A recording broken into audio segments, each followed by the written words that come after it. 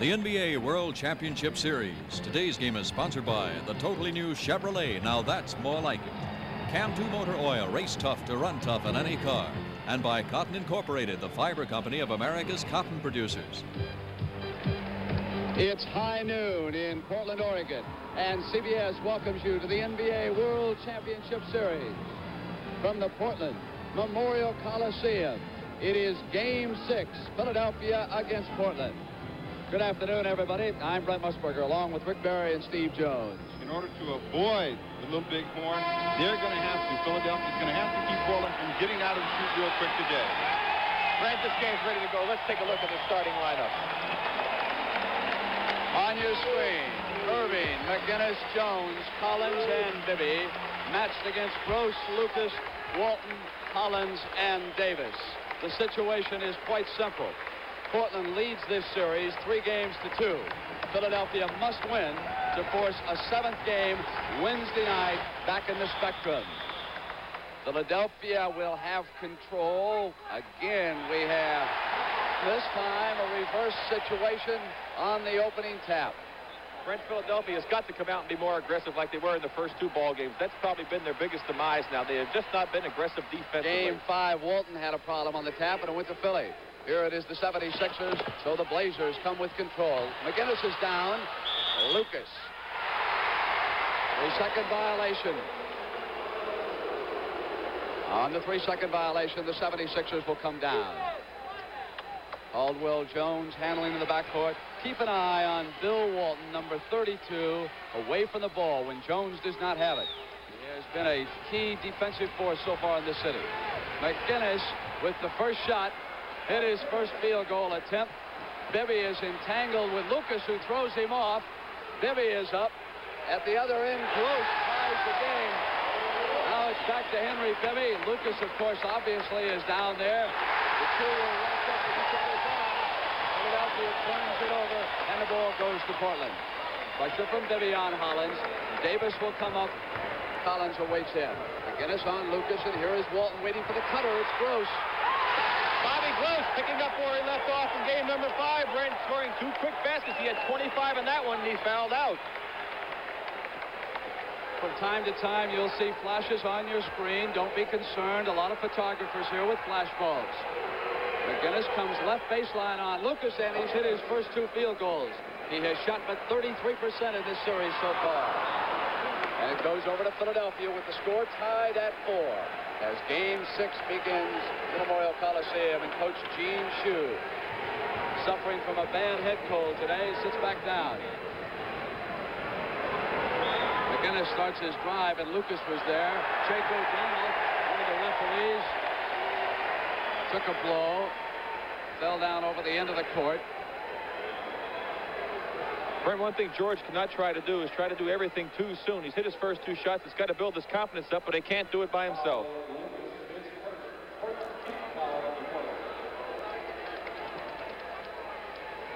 McGinnis behind the Jones screen. He's 3 out of 3 off the top of this game.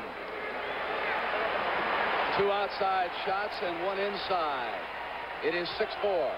McGinnis leads Gross. Lucas had it knocked away by McGinnis. Lucas complaining that he was fouled. It'll go back to Portland. Let's take a look at the play here. He makes the fake. George goes up a little bit, tries to go by him. He reaches around him. Lucas may have had a legitimate complaint. Couldn't really see for sure from this angle. The finals of the slam dunk competition, live from Portland at halftime. Darnell Hillman and Larry McNeil. Come up the other way. You can see the signal from O'Donnell.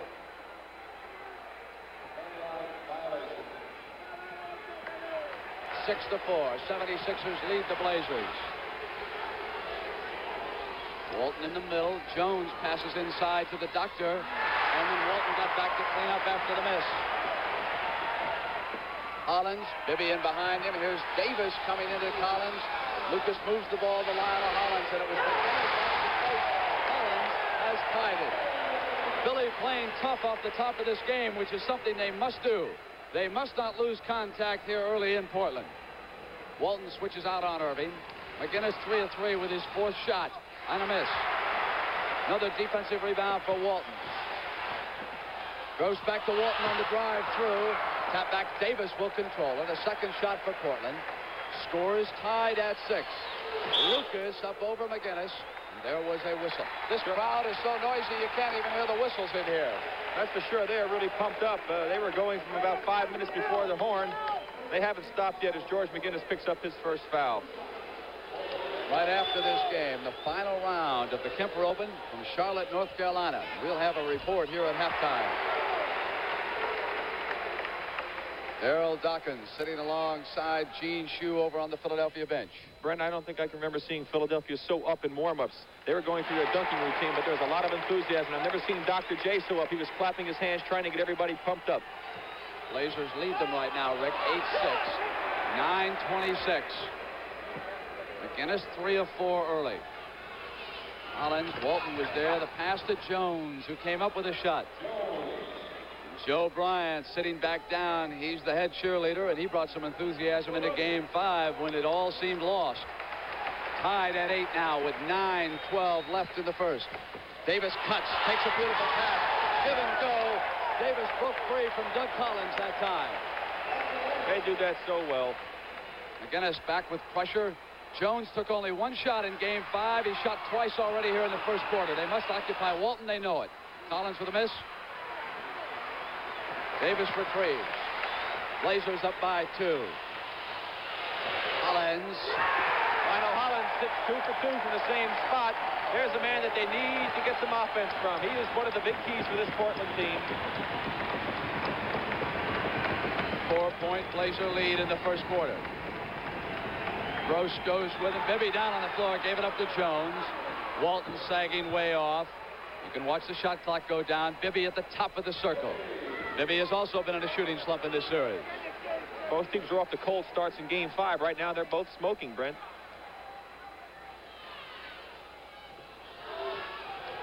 Lucas goes to Davis. Hits it outside. Back to 4 for Portland. Erving gets around Gross. Davis was there on the switch off. Pass out deep to Jones. Erving was looking for the foul. Left sideline, Collins. This is some pace they're off to, Brett. No way they can keep this up. It's a 2-point Portland lead. Walton waits. Lucas did not expect the pass. Has control. Knocked away by Philly. Forced the turnover. Hit back by Lucas to Gross. Lucas and Jones gets up, but Walton will have an easy basket.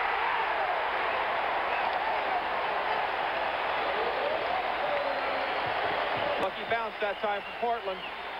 Portland is shooting 7 of 8 with 7:28, and Jack Ramsey can't improve upon that shooting. Gene Shue sitting back down on the Philly bench.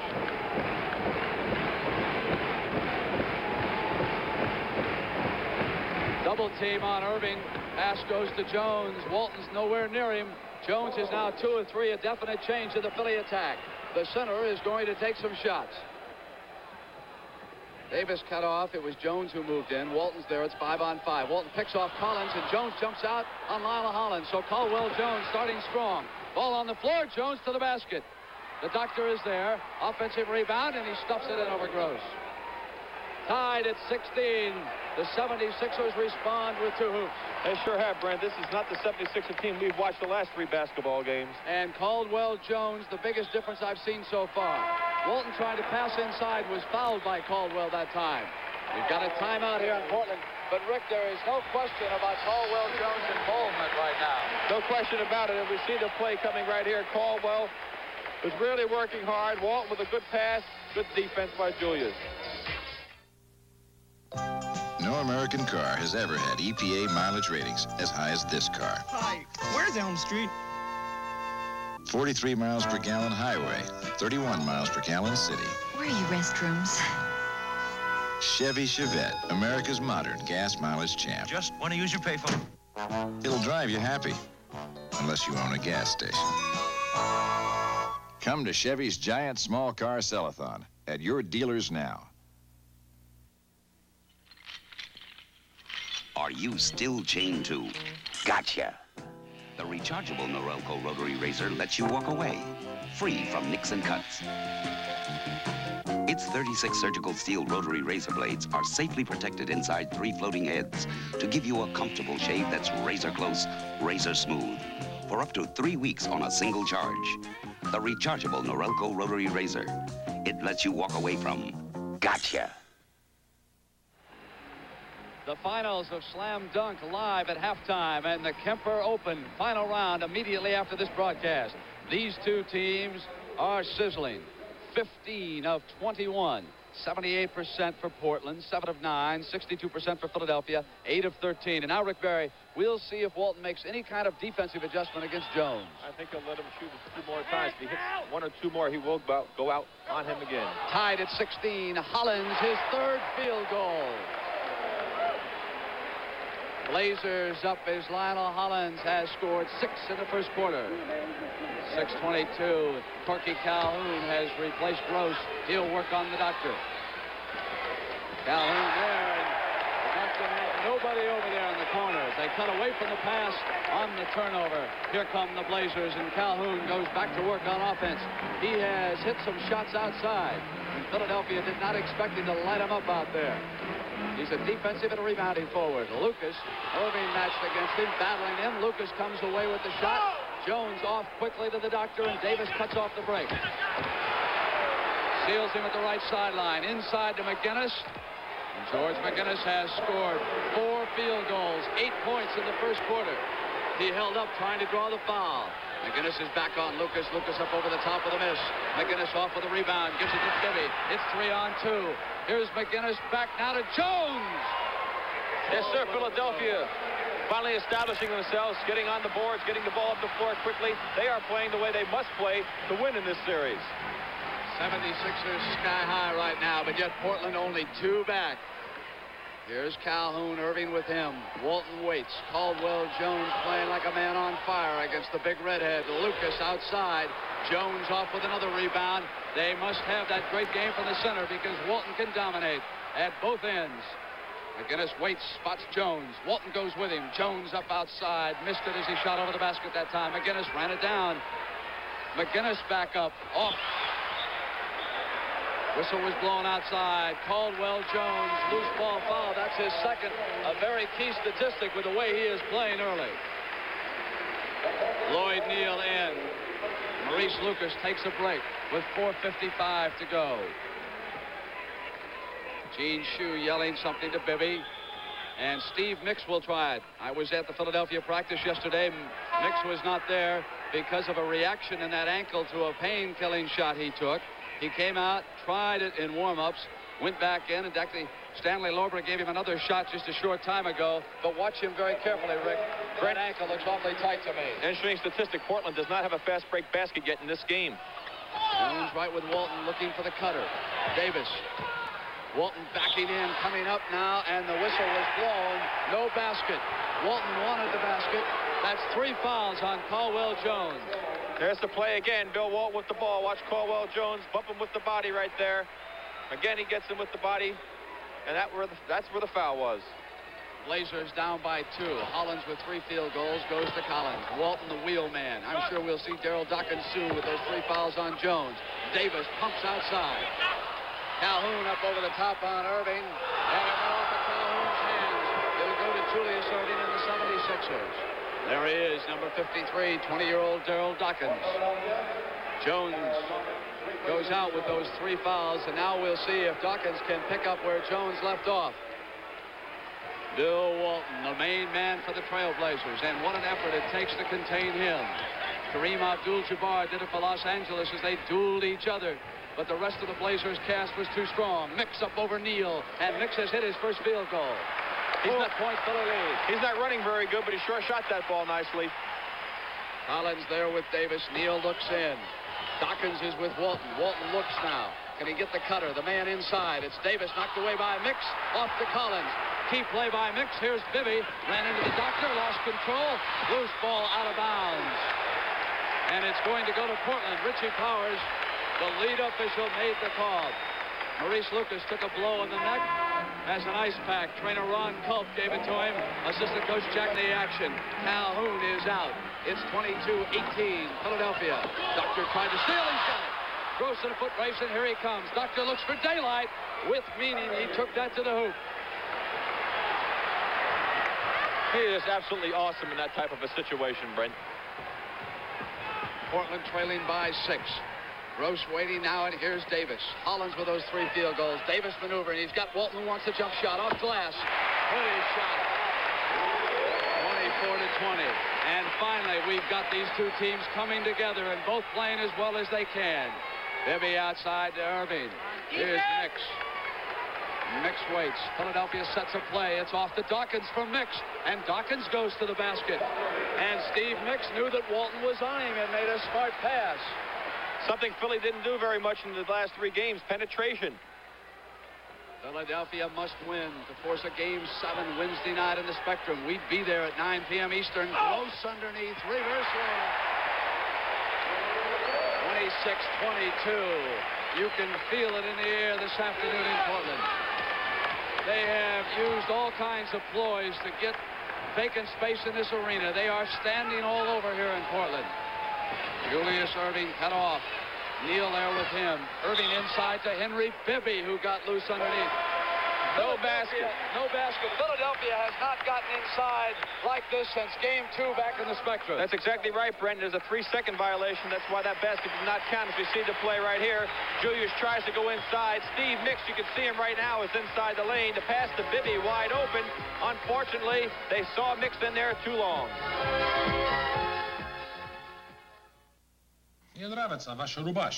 He admires your shirt. It's a cotton-rich fabric called Natural Blend. It's the Cotton Arrow. By Arrow, 60% cotton, so it breathes. Dushat. It's got the extra comfort of extra cotton, plus durable press, no iron. No iron? Natasha will do anything but iron my shirt. If you're looking for comfort, look for the seal of cotton. The more cotton, the better you feel. Changing to Cam 2 motor oil's like falling in love. A running and a racing to make it the best. Cam 2. Stock car, Indy car, and all the rest. Cam 2. Change your own to Cam 2 alone. It's tough. You'll love it. Cam 2. Hey, if Roger Penske is willing to risk a $100,000 car in $1 million race on Cam 2, I'm with him. Cam 2. You know it's tough, and you love it. With great skill and discipline, you teach what's been kept a secret for centuries. And when the lesson has been taught and learned, now comes Miller time. Time to head for the best tasting beer you can find. America's quality beer, Miller High Life. If you got the time, we've got the beer, Miller beer. All right, here we go. Julius Erving on his approach pass to the takeoff. About 12 feet from the basket. Look at him right up and over. Gross. There's the man I'd pick in the slam dunk contest. I'll tell you that, Brett. Hillman and McNeil live at halftime, and Dave Twardzik has checked into the game to try and change the tempo. Portland 10 of 16, 62%. Philly 12 of 19, 63%. Neal out there with Twardzik. Twardzik with control. Bibby goes with him, and a foul is called as Twardzik began his assault on the hoop. Dave Twardzik, man, so instrumental in the last 3 victories for the Portland Blazers. Coming into the game, immediately creating some opportunities here. Goes to the foul line as the Sixers pick up their 15th foul. The Blazers only have 1, Brent. And Rick, that's the first foul on Henry Bibby. At halftime, besides slam dunk, a report from the Kemper Open. That final round coming your way live immediately after this game. It's very interesting. He's such a great shooter from the outside, and yet he's only shooting 68% from the free throw line. Very surprising statistic. 3-point, 76er lead, 26-23. Lloyd Free is there. Hollins takes in. Lloyd Neal comes with McGinnis. Lucas taking a break. Took that blow in the back of the neck. He'll be back. Whistle as there was contact underneath. Twardzik was muscling, trying to keep someone out.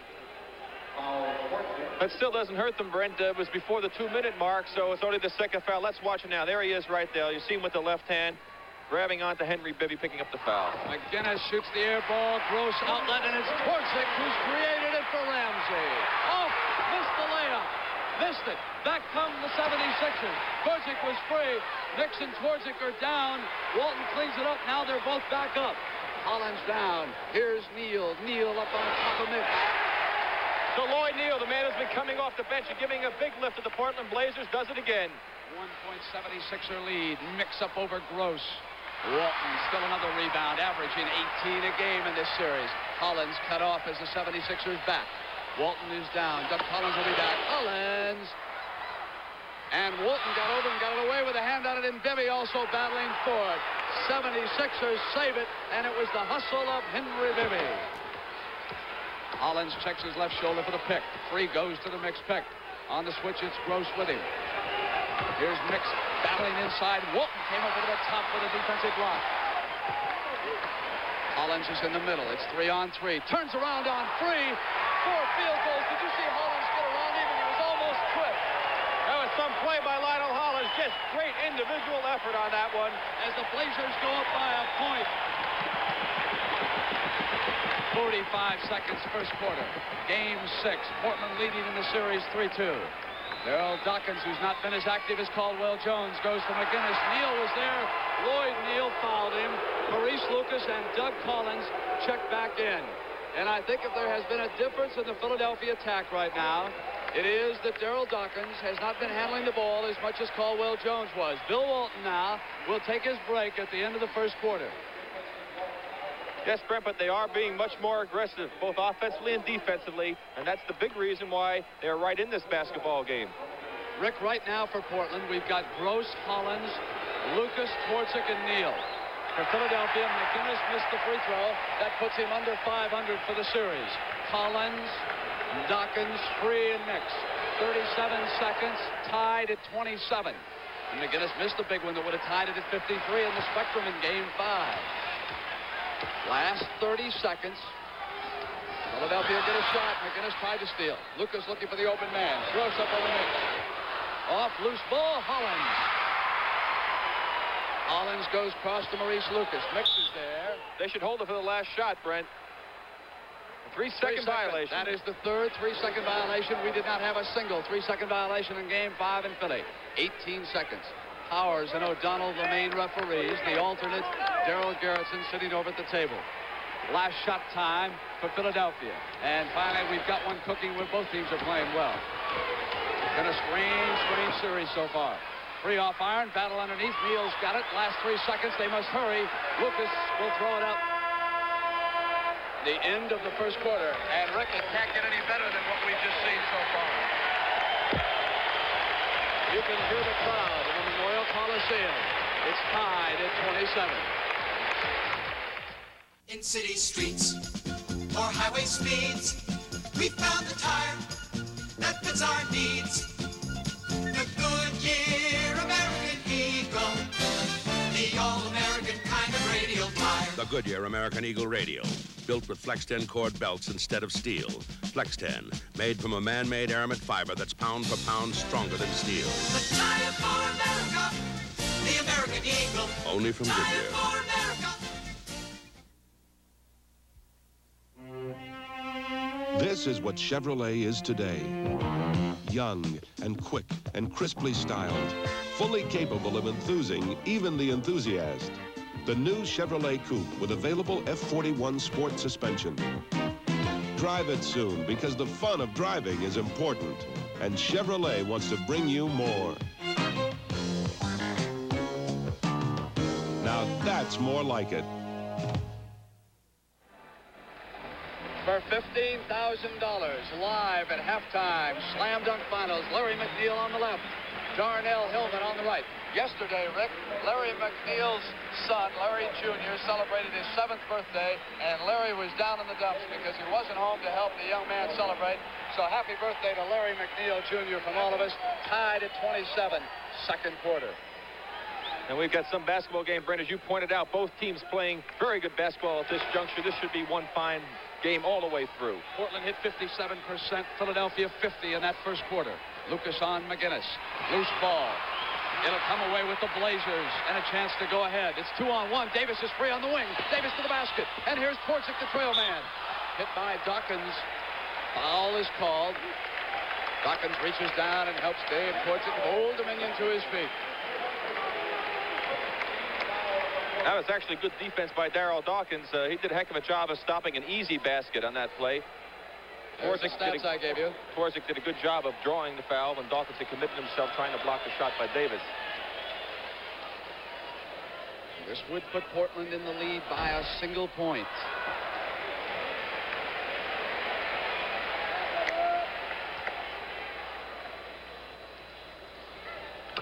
Walton will be back soon.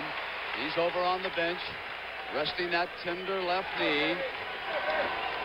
He strained it just a bit in Game 5, but so far I've seen no evidence that it's tightened up here today. Philadelphia has just attacked him differently than they did in 5. McGinnis up over Twardzik that time. So he had 9, now give him 11 points. 4 field goals and a free throw in that first quarter. McGinnis snapping out of that slump. Lucas looks in and goes Neal. Dawkins there. Twardzik cuts off pretty. There's that great execution again. This time it was Lloyd Neal playing the role of Bill Walton, but they still execute the same play, and the other men have got to get up on the defense to not allow those easy cuts. Putting the Blazers up by a point, and Bibby will come back. They've got to watch Twardzik so carefully. So intelligent. Dawkins on the drive, wanted inside. Count the basket, and the crowd can't believe it. The crowd thought that Daryl Dawkins traveled, Rick. There's the play again right there. He puts it on the floor. There's no walk. Lloyd Neal running over. You can see him put his body underneath and make contact down low. That's where the foul was. The people here didn't see him hit him with his arm, so they didn't think it was a foul. And Walton will be back soon, I am sure. Missed the free throw. Twardzik off to Davis. Lucas and Neal, the two big men for Ramsey. Neal can shoot outside. Lloyd Neal again, Brand. He's scoring points. He's passing the ball, giving Bill Walton a little extra rest. Jack Ramsey's going to take advantage of that. You can rest assured. Coming back from knee surgery this year. Erving and Gross came right up with him, and the doctor went to the glass. 76ers up by a point. We go seesawing back and forth. Davis Collins went down. Blocking. Foul is called on Doug Collins. Second team foul on the Sixers. Interestingly enough, Brent, George McGinnis is breaking out of his slump, but Doug Collins and Julius Erving have not been scoring that many points either. Doug Collins especially. You have to get 3 people involved for the Sixers to be able to win this game, I believe. They've only been having 2. Blazers will try to regain it right now. Slam Dunk Finals live at halftime. Twardzik going in on Bibby. And offense is the call. It'll go to the 76ers. And now you see perfectly why Bibby was brought back. Here's the play right here. He makes his drive. Right there. He dips his left shoulder into Henry Bibby, who had good position. That's a good call by Jake O'Donnell. Bill Walton looking on. McGinnis. Lucas cleaned it up. 1 shot that time for the 76ers. Walton still resting and watching. Gross outside. Bobby Gross is really causing some problems for this Philadelphia defense. They do not expect him to score this well. Now Philadelphia will try to regain it. And Erving does with 9:46. And that's the signal. Here he comes. The captain of the Portland Trailblazers. And the man who is the most responsible for what this team has accomplished this year. Neal coming in. Dawkins right with him. Off comes McGinnis. It was Daryl Dawkins' defense that did it. Bibby on the drive. And then they've turned it over as he double dribbled. And here he comes. At the same time, a timeout will be called here in the Portland Memorial Coliseum. I get a chance to remind you. Slam Dunk Finals live at halftime. The final round of the Kemper Open right after this game. America, you've been changing. Coming, going, changing, growing. The things that make up life. Why is Bank AmeriCard becoming Visa? To keep up with you. You're traveling, you're moving, you're taking more from life. Today you need money that's good around the corner, all across America, and in 117 countries around the world. That's why Bank AmeriCard is becoming Visa, the most widely recognized card in the world. Visa, we're keeping up with you. Of years of great GM engineering. To keep that great GM feeling, GM introduces Mr. Goodwrench, a program dedicated to improve customer care at over 6,000 participating GM dealers. Want your car fixed right, on time, with the right parts? So do we. That keeps us in business. Keep that great GM feeling. With Mr. Goodwrench. And genuine GM parts. I'm was asked to talk about the incredible Black & Decker Workmate. There's almost nothing it can't hold. But the Workmate is so incredible, I'm gonna let it do the talking. The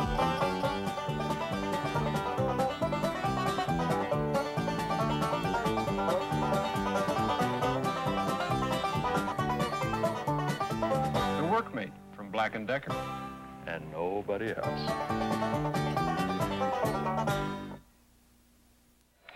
Larry Weinberg, the boss of the Portland Trailblazers, just off to my left enjoying the action. His counterpart, Fitz Dixon, not here. It's his 25th wedding anniversary. So congratulations to Mr. and Mrs. Dixon. Walton goes now to Lucas, who is left alone. McGinnis wasn't out and missed the shot. Inside Hollins, when the loose ball, he came up and put it in. An opportunity shot by Hollins, who was in the right spot. Both teams, Brent, still smoking, shooting 75 and 80% so far in the second quarter. Unbelievable start to the sixth game. Blazers up by a point. It bounced off of Dawkins on the turnover. Taken away by Bibby, and Ramsey furious, wanted the foul. Erving came up on Walton, drew the foul and hit the field goal. Ramsey can't believe it. He wanted a foul down here at the other end. He thought for sure that Bibby had created the foul, but instead at the other end, Walton picks up his first.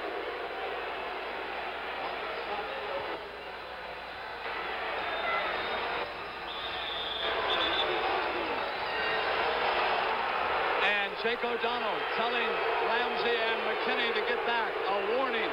Jake O'Donnell is warning. Ramsey turns around. Here's that play right here. It's a good steal by Bibby. They thought the foul should have been in the backcourt when when Doug Collins was running alongside Hollins and bumping him. But that was a great play by Julius Erving on Bill Walton. A 2-point Philadelphia lead, 38-36. 8 minutes and 50 seconds left in the first half.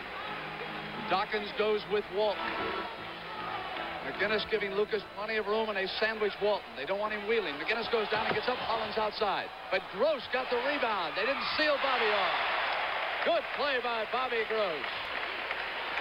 Now it's McGinnis quickly past Hollins, and Lucas is there, and George comes up. He threw it up a little too quickly when he saw Walton. Off now to Hollins. It's 3-on-2. Collins and Bibby are back. They'll go to Hollins. They try to spread the defense. Hollins from the right baseline is off. Erving with control. Off quickly to McGinnis. Gross gets back, and we'll be all even. Here comes Erving. And Steve Mix will be checking back in with 8 minutes approximately left first half. Tied. Erving. Walton challenges. Walton stays holding. Pass to Davis. 2 blocks already for Big Bill. Davis comes, cuts on Bibby, goes to the hoop. Bill Walton keying in again, making a great block on Julius Erving. Blazers getting the fast break off of the block. Steve Mix waited. 76ers down by 2, come right back. What a magnificent first half we have had here in Portland. Both teams at the top of their game. Philly must win to force a 7th game Wednesday night. McGinnis up outside. McGinnis has tied it. 7 minutes and 30 seconds to go. Davis across the timeline for Portland. Collins there. Look at that quickness on Johnny Davis. Lucas now. Erving tried to come in behind him that time and fouled him. So Julius reaching in behind him on the dribble hooked him. It's only his first foul, second team foul. Here's the play here. Davis pass out to Hollins. Hollins over. On the fake, Julius gets caught coming out a little bit when he reaches around, catches him on the arm. 3 team fouls, on the Sixers right now. 2 on the Blazers. Maurice Lucas having a difficult time shooting. George McGinnis getting his shot back, but Doug Collins has been a non-entity right now. Brady's not even handling the ball on offense. And they have taken him out of the game, Rick. Bibby and Free are the guards for Gene Shue. Davis with that great quickness looking for the pass. And it was Steve Mix who stood there in the lane and got a hand on it, and it'll go now to Portland. You can watch the defensive setup. Excellent defense by Steve Mix. Bobby Gross will look. It's Walton he wants. Walton comes up on Darryl Dawkins and puts it in. So Walton knows now he's going to have to pick up his offensive production. He's in a shootout. It's a 2-point Blazer lead. In Game 5 in the second half, Walton was content to play some great defense and rebound. He knows just what you have to do. Erving goes left to Mix. Here's Free. Hollins with him. Free comes up. Double team, and there's a foul. He was swinging off. Offensive foul is the call against Free, who swung into Lionel Hollins. Here's the play right here. There you see Free. Good position by Hollins. Gives the jump with his either right arm, catch Collins right in the chin, offensive foul on Lloyd, free. The Bell system recognizes that many seemingly unrelated business problems are really communications problems in disguise. So we've provided our account representatives with the skills and equipment they need to take a company's problems and our solutions to them and fit them together into a total communications system. For we firmly believe that in solving problems for companies like yours, the system is the solution. Bernie's been leaving the house with a smile ever since he started getting stroked in the morning. I've never been stroked quite like this before. The new Bic shaver is so responsive, it turns shaving into stroking. That's because it's so light and maneuverable. What's more, the Bic shaver is cheaper than blades. It's a stroke of genius. Looking good, Bernie. Well, I really got stroked this morning. The new Bic shaver. Lots of great shaves, then on to the next. It's the stroke of genius. Harry, this Chevelle costs less than our little compact. $38.85? And this is a mid-size Chevrolet. See?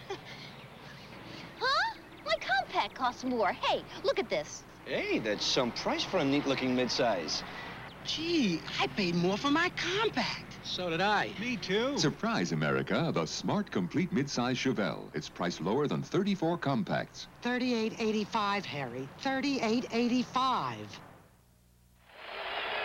A man who will enjoy the action today no matter who wins. Commissioner Lawrence O'Brien and his wife watching here directly behind us. And, of course, if Portland wins, he'll present his brand-new trophy that he is so proud of to the Portland Trailblazers. They need one victory to wrap it up.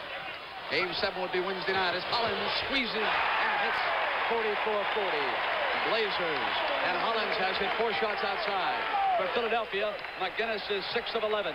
Portland, 19 rebounds. Philadelphia, 13. Total for Hollins, 12 points. Gross eyes the doctor. Walton also watching him. And it was Hollins with a defensive move. He read the pass. He comes back on Mix. And Lucas follows and crashes it down. So here's that moment. They'll have to call a timeout to settle things down. The crowd is up. They have suddenly exploded. They were seesawing. And here you see the play as Hollins makes another great steal. Goes in, misses the shot. Lucas follows, 2 points.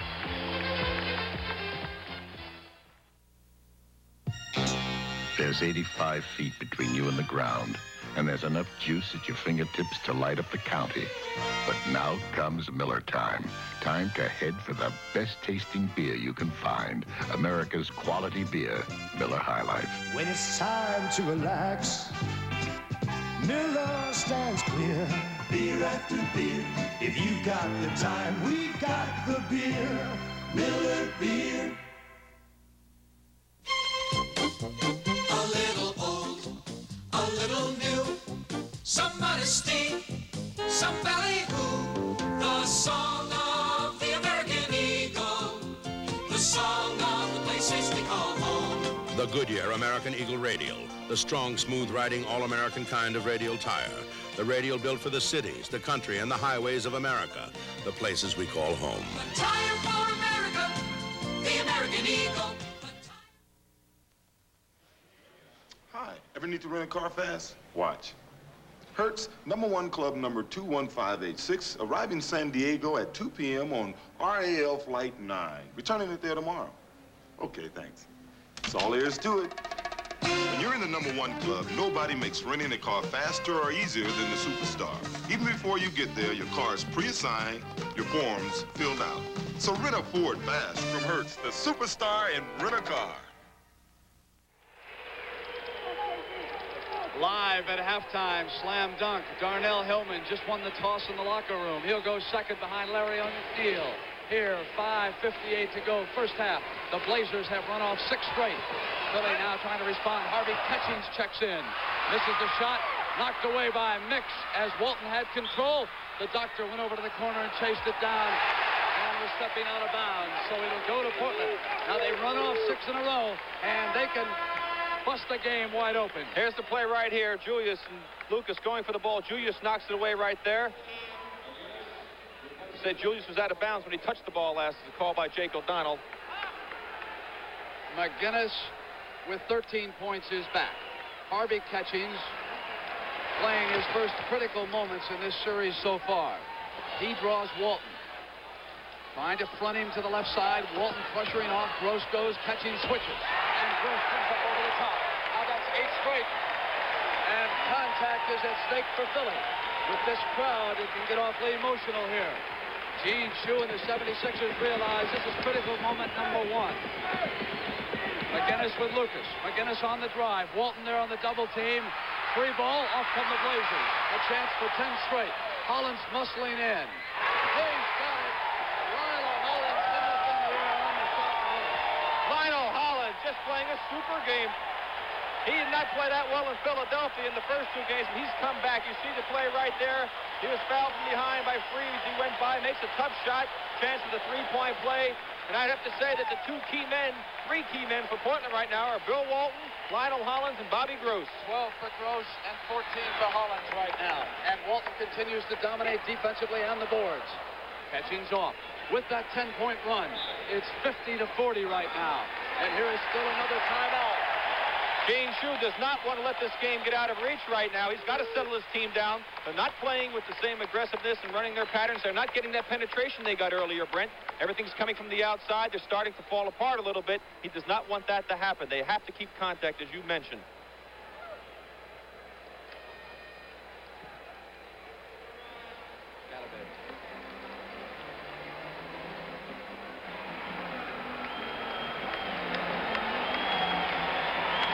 Saturday at 4 p.m. Eastern Time, CBS Sports Spectacular presents live the 109th running of the Belmont Stakes from Belmont Park.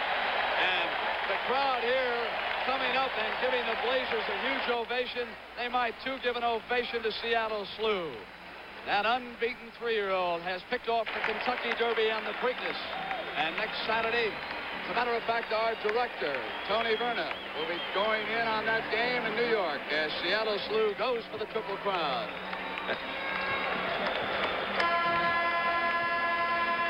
There's a tribute to Bobby Gross high in the balcony. Well, I don't know if he's keeping the doctor away, but he's playing a fine game offensively, and he's working hard in the doctor. He's keeping the doctor outside, but of course, Jack Ramsey had up on his board before the game, Brent, playing Julius 1-on-1 plus 1. In other words, there's always another man going to Julius once he gets the ball, and it's been very effective keeping him outside. Usually that man is Bill Walton. 10-point run at 50-40 and 5:06 left. They come at you so quickly, and they are so lethal when they get it working. Up comes the doctor, who responds. Back to 8 come the 76ers. Collins, Bibby, McGinnis, Catchings, and Erving on the floor for Shue. McGinnis staying with Lucas. Catchings out on Walton. Here's the pass to Davis, who came up on Collins and got it down. The defense was there. Good effort by Davis. McGinnis signals. He's on the weak side. Is Collins trying to get something going? Walton was there on the double team defensively. Ball goes to Portland. So the big factor, I think, right now for Philadelphia is that they're only getting the scoring from Erving and McGinnis. Doug Collins is not getting any points for them. And Catchings using muscle. They go to the lob behind him on Walton, who drew the foul and hit the field goal. And I want to tell you, Harvey Catchings did everything but tackle him that time. Let's watch the play here. There's the lob pass by Gross. Catchings was fronting him. The weak side help. The man on the other side of the floor, McGinnis, is a little late getting there. Walton catches the ball. You see the reaction from Bill Walton. There's another angle of it. There's the pass. You see George is a little late getting there. There's the foul by George. Basket by Bill. That's where weak side defense is so important. If McGinnis had gotten there a step. 3 fouls, checks in. Catchings goes out. Trainer Al Domenico is tending to Doug Collins near midcourt. Brent, I just do not know how the Portland Blazers can keep up this pace. They're shooting over 60% for this basketball game, and they're showing no signs of letting up. Meanwhile, Philadelphia is shooting almost 55%. So the injury timeout for guard Doug Collins, who took a blow. Remember, he was punched by Darryl Dawkins. Steve Mix on the Philly bench. Bill Walton. Look at his eyes, Brent. He has come to play, as he has all playoff long. As a matter of fact, all season long. Remember, the Blazers were 5-12 this year in the 17 games that he missed. Here's Erving giving it up to Jones, who came into the basket. No basket. Offensive foul is called. That's 4 fouls on Caldwell Jones. Here, we'll take a look at it again. Julius makes the nice pass. There's the play. Looked like Lionel Hollins may have moved under after the man had committed himself catching. Questionable. A 13-point Blazer lead. Gross gets away, but McGinnis comes over on him. Here is Davis. Hollins sticks out. Now it's Hollins. Jones playing with those 4 fouls. With 5 seconds on the shot clock, Hollins missed outside. McGinnis and Lucas went for it. There was a whistle. Lucas on the loose ball foul, and the ball goes over to Philadelphia. 2 fouls on Maurice. 3 team fouls. Brent, Sixers are in the bonus again. So both quarters, Philadelphia in the bonus. Portland wasn't. 3 forwards on the floor as Joe Bryant replaces Caldwell Jones. It'll be Bryant, McGinnis, and Erving. And Walton takes McGinnis in this situation. McGinnis outside. Davis off. Loose ball foul is the call. Bryant was coming across on him. Here's where that penalty situation can hurt you so desperately, so badly, I mean, because with 3:21 to go, a little foul like that would have just been a ball out of bounds. And when you're trailing by 13 points, those fouls can really hurt in this situation. But again, Brent, the last shots again coming from the outside, that all of a sudden Portland's just locked that middle up. They're just not letting them come in there. Live at halftime, slam dunk finals. Larry McNeil and Darnell Hillman. Lloyd Free watching from Gene Shue's bench. We'll also have a live report from the Kemper Open in the final round coming up immediately after this game. In Charlotte, North Carolina, 57-42. 3:18 left in the first half. That run of 10 busted it open. Erving up on Gross. McGinnis with an offense, and Walton rejected it. McGinnis and Walton crashed to the floor. Both are fine. Here is Davis again. It was Walton at that defensive end. Davis missed the wide open man, Lionel Hollins, to his left that time. He forced up a tough shot. Game 6 with Portland leading 3 victories, 2, and Joe Bryant outside. Bryant brought some enthusiasm when he came into Game 5 late in the spectrum. 57-44, 13-point difference. 2 minutes and 40 seconds left first half. Walton with the signal. He'll be the wheel horse. Davis goes his side, and now he pops out to handle it. Looks for the cutter. Not good movement that time. Gross from the corner. Here's Davis on the other side. Bibby came in behind and hooked him and fouled him. So again, that penalty situation plaguing the Sixers. They get to take a tough shot. The ball comes off. They can't get that out. That defensive rebound. As you see the play right there, Bibby coming in, picking up the foul. Davis to the line. 1 plus the penalty for 2. Here's Johnny Davis, who was forced into Jack Ramsey's starting lineup back in the Denver series when Dave Twardzik injured an ankle. He stayed there as the Blazers swept away Kareem Abdul-Jabbar and the Los Angeles Lakers. Then the finals began. Twardzik returned and Davis has remained the starter. 59-44, and it has given Jack Ramsey a potent weapon off the bench. Inside pass is a good one from Bryant to Erving. That's the type of plays that they need to get. Get inside, get those easy baskets, stop shooting from the outside. Walton and McGinnis came out and stole it. McGinnis defended him. Walton coming back, and George laid it in. Walton not going for the foul. An 11-point Portland lead. Content to trail him home that time, and 1:55 left in the first. McGinnis waits now. He's giving up a lot of inches to Bill. Here's Walton rolling off. McGinnis had switched out. No one picked him up from the weak side. The gamble by Julius Erving hurt them that time. Julius roaring to the basket, came up in Walton's face, and Walton said, had to be offense. That Julius is unbelievable in a wide open situation. I have never seen anybody be able to do the things that he could do. Here we go again. Gross takes a shot at him. Walton goes up. Just look at this. Walton was complaining about his left hand. As you see, he hit him in the head with the ball. But there was contact anyway. Here we go again with the steal. Now let's just watch the doctor operate. There he goes. Takes off, up and over. Injury timeout for Walton. Trainer Ron Culp is off to my left. Walton bending down. Took that blow, which you saw. Brent, in a wide open situation, he plays a game that I don't think anybody has ever played before. There's the leaderboard. Weiskopf, Burns, Rogers, Tewell tied at the top, and we'll have a live update at halftime, along with the finals of the slam dunk. McNeil and Hillman, 135. It's an 11-point Blazer lead. There's the cutter. It's Hollins this time. Traveled. Twardzik reports in. Well, they got the man open on the cut, so the defense has still got to shore itself up. If Hollins had not walked at the ball, he was going to have an easy shot inside. Calhoun returns. Once again, Brent, an important minute and 28 seconds. If the Sixers can play good defense, score a couple baskets, they can get this lead back down under 10 points, still be within range. If not, and Portland runs off 4 or 6 on them, they could be in big trouble. 11-point difference right now. Erving inside. It's the doctor scoring and coming to the line. The magnificence of Julius Erving. Could you ask for 2 better athletes than Julius Erving and Bill Walton on the floor at the same time? Well, you see the doctor just doing it all on his own. Tremendous individual effort, and he has been just incredible in this playoff series. He's been the most consistent performer for the Philadelphia team. It's the 3-point play. Now he has scored 20 points here in the first half. Calhoun's first foul against Erving. It's with control, and here's Lucas waiting. Bryant out on him. Bryant stays with him, and the foul is called. Joe Bryant a little too aggressive, his second. Bryant does not give away that inch of height that George McGinnis does when he's matched against Lucas. So for Julius Erving, 4 points in the first quarter, Rick, and then 16 here in the second.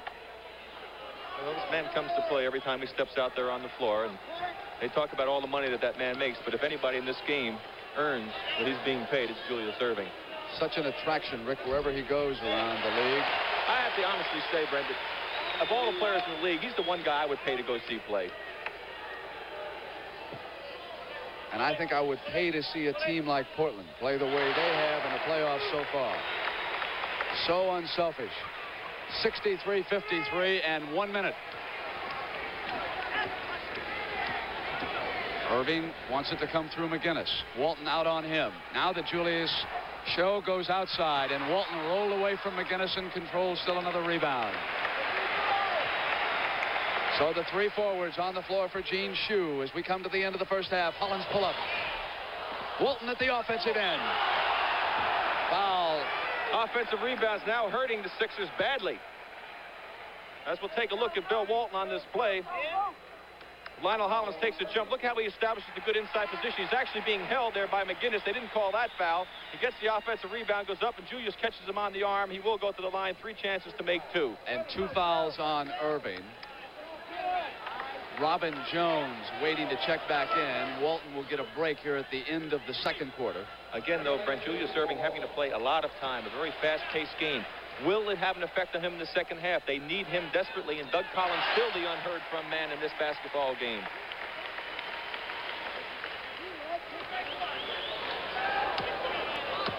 Look at the concentration. 12-point lead. 35 seconds. Now we're there with the 35. I tried to cheat on the director, and it didn't work. Here's Erving and Twardzik with him. And now Bibby outside the left corner. Hollins down. 25. Twardzik's got an open man on the right wing. Back to Twardzik from Lucas, and Bibby had flowed in. Portland sets up. Walton comes back. Loose ball. Hollins has got Calhoun to the basket. Listen to them in Portland.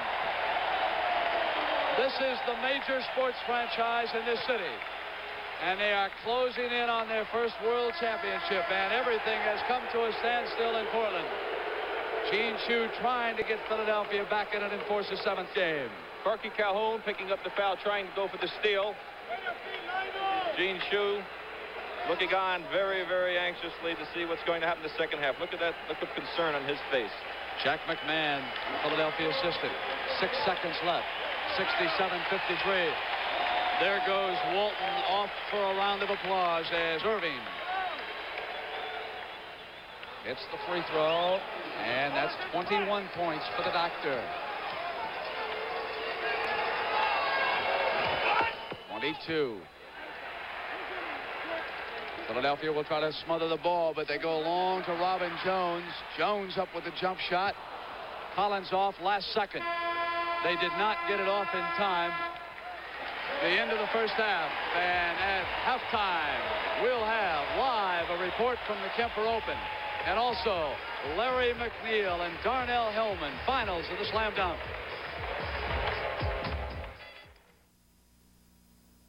This is Concours, a world-class luxury compact from Chevrolet in Europe to show that an American car can challenge the highways of the world. Concours is an affordable car for people who appreciate the stylish elegance of fine touring cars, luxurious interiors, and dependable Chevrolet engineering.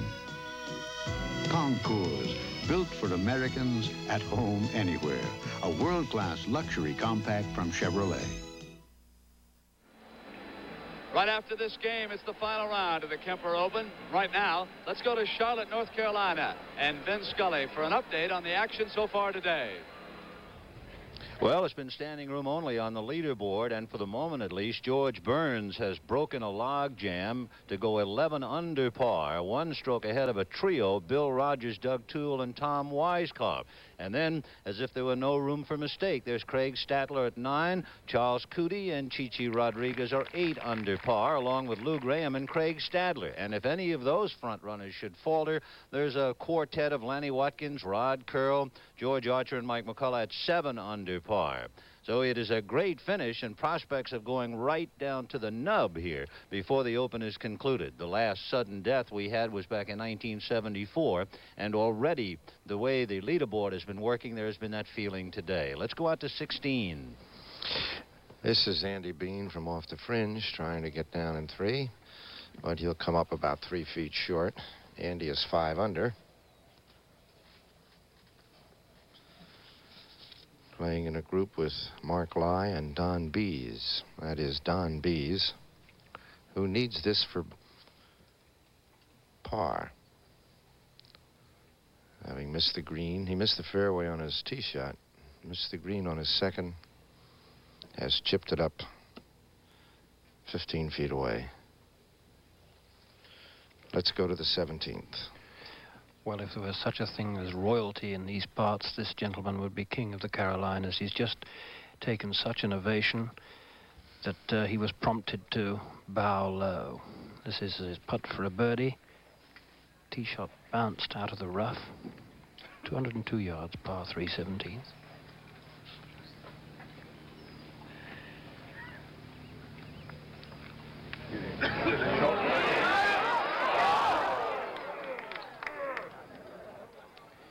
And when the ball bounced out of the fringe, you'd thought it'd have holed in one, the noise. So Arnold Palmer, who started the day at 1 under par, remains 4 under as we go back to the 18th. Here, the 18th, the trio of Artie McNichol, Leonard Thompson, and Morris Satulski concluding their round. Now you see that Bill Rogers has just picked up a birdie at 9, so he and George Burns are in a two-way tie. Just moments ago, to show you how things have been going, we had a 4-way tie for first place. So we'll set a bunch of chairs up there at the winner's table. Hope you'll join us then. Vin Scully, CBS Sports, Quail Hollow Country Club in Charlotte, North Carolina.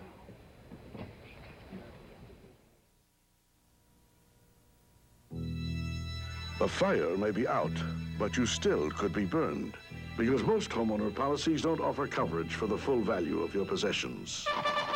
But the Cavalry Days prices with no depreciation. Based on your deductible and policy limits, you can buy full replacement value coverage on personal property from Kemper. The Kemper Insurance Companies. We're riding hard to serve you better. This report from the Kemper Open has been sponsored by the Kemper Insurance Companies and the independent agents who represent us. We're riding hard to serve you better. Larry McNeil is ready for his slam dunk final against Darnell Hillman, and we'll return with the winner getting $15,000 as the NBA continues on CBS right after this word from your local stations. 007 and Agatha Christie are aboard as 60 Minutes rides the Orient Express tonight on CBS. Transmitters, computers, scanners. It's the age of electronics. And the electronic age has come to Penn Auto Glass. Penn Auto Glass has the latest in electronic equipment to assure you of perfect auto glass replacement. The electronic leak detector checks your installation, making certain it's airtight, waterproof, perfect. You get safety, you get service, Penn Auto Glass. When do you say Budweiser? When we're packing up and heading out. And it's pick-a-pair time. When do you say Budweiser? When it's pick-a-pair time. And also Harry's Poker Night. Yes, indeed. Pick-a-pair time's the perfect time to say Budweiser.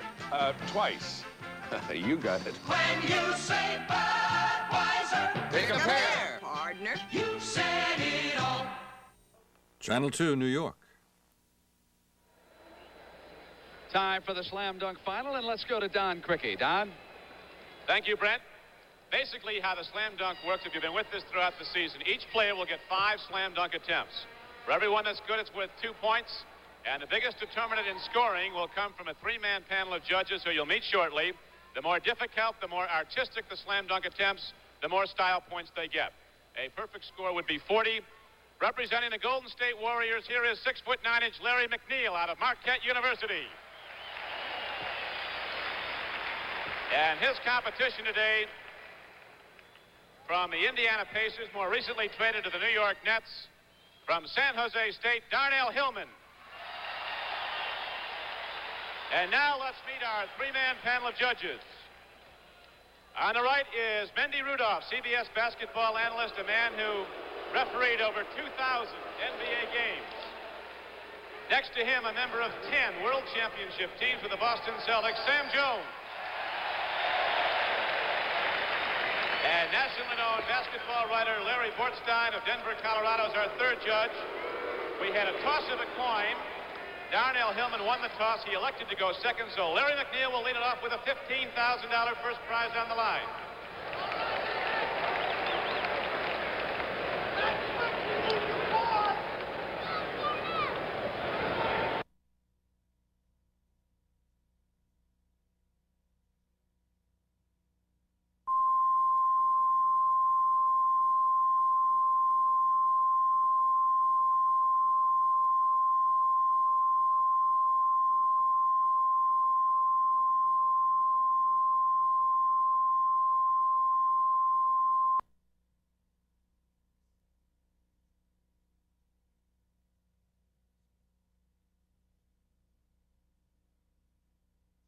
Has come to Penn Auto Glass. Penn Auto Glass has the latest in electronic equipment to assure you of perfect auto glass replacement. The electronic leak detector checks your installation, making certain it's airtight, waterproof, perfect. You get safety, you get service, Penn Auto Glass. When do you say Budweiser? When we're packing up and heading out. And it's pick-a-pair time. When do you say Budweiser? When it's pick-a-pair time. And also Harry's Poker Night. Yes, indeed. Pick-a-pair time's the perfect time to say Budweiser. Twice. You got it. When you say Budweiser, Pick-a-pair. Partner. you said it all. Channel 2, New York. Time for the slam dunk final, and let's go to Don Cricky. Don? Thank you, Brent. Basically, how the slam dunk works, if you've been with us throughout the season, each player will get 5 slam dunk attempts. For everyone that's good, it's worth 2 points. And the biggest determinant in scoring will come from a 3-man panel of judges who you'll meet shortly. The more difficult, the more artistic the slam dunk attempts, the more style points they get. A perfect score would be 40. Representing the Golden State Warriors, here is 6'9" Larry McNeil out of Marquette University. And his competition today from the Indiana Pacers, more recently traded to the New York Nets, from San Jose State, Darnell Hillman. And now let's meet our 3-man panel of judges. On the right...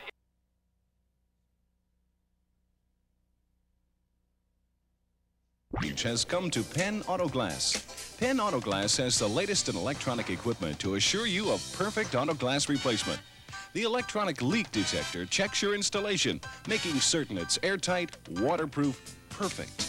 You get safety, you get service, Penn Auto Glass. When do you say Budweiser? When we're packing up and heading out. And it's pick-a-pair time. When do you say Budweiser? When it's pick-a-pair time. And also Harry's poker night. Yes, indeed. Pick-a-pair time's the perfect time to say Budweiser. Twice.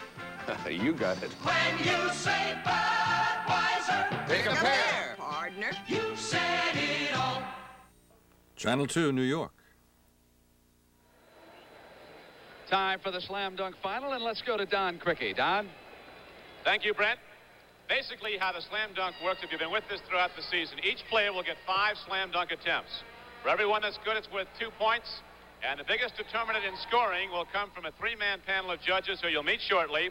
The more difficult, the more artistic the slam dunk attempts, the more style points they get. A perfect score would be 40. Representing the Golden State Warriors, here is 6'9" Larry McNeil out of Marquette University. And his competition today from the Indiana Pacers, more recently traded to the New York Nets, from San Jose State, Darnell Hillman.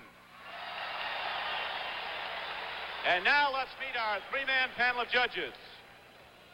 On the right is Mendy Rudolph, CBS basketball analyst, a man who refereed over 2,000 NBA games.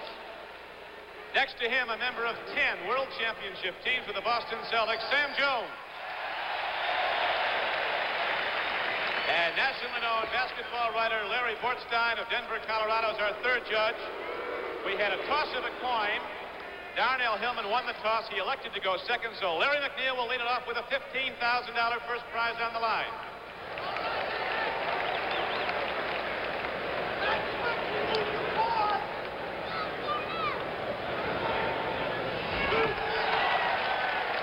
Larry McNeil is 1 for 1. It is most important they make all 5 because in many of the competitions leading up to this, a missed shot has cost them. Larry McNeil is 2 for 2 with 3 slam dunk attempts to go.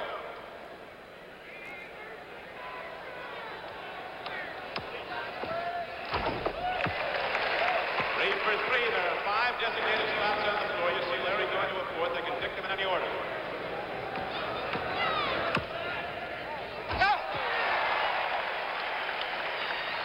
That'll grade high on style points. A timing slam dunk, and Larry McNeil got all of it.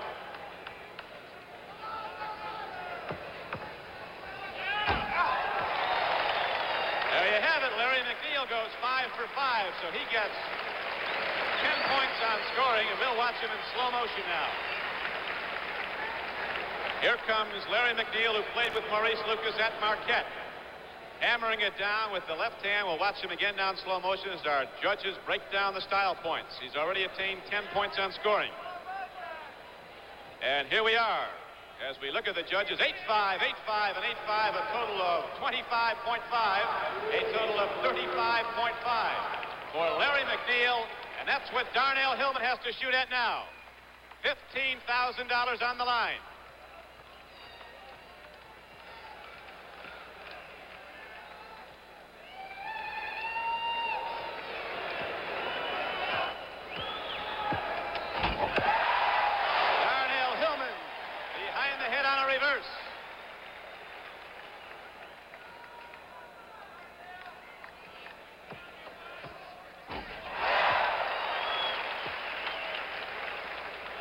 They call him Dr. Dunk in Indiana. From San Jose State, 6'9", 215-pound Darnell Hillman. All of it. All of it. Darnell is now 3 for 3. Remember, he's shooting at 35.5, and Larry McNeil made all 5 of his attempts. Whoa! Did he do it?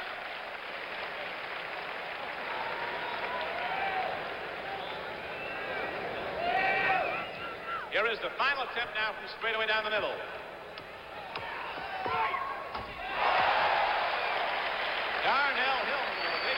shooting at Larry McNeil's very fine score of 35.5. And we'll watch Darnell now in slow motion. Way up and down. That was his second attempt. Kind of a double clutch. And Darnell Hillman. Here he comes on a third attempt. They're waiting at style point breakdown. All right, let's see what the judges score on Darnell Hillman. 8-5, 9-5, and 9. So Darnell Hillman edges out Larry McNeil for the $15,000 first prize. And we're going to meet our champion and our runner-up right now. Darnell? We had some tough people to beat, Darnell, along the way. You beat Kareem Abdul-Jabbar and Richard Washington, among others. Moses Malone, congratulations. Thank you, Don. I'd just like to say thank you to my family for standing behind me and helping me get through this little ordeal. I had a little work to do, and I went out and did it. And I'm happy about it. You got some money coming in the mail. Congratulations, Darnell. All right, thank you. Darnell Hillman. Now let's go to Brent Musburger. Don, tell Darnell to hold up. I got Julius Erving. I want the winner.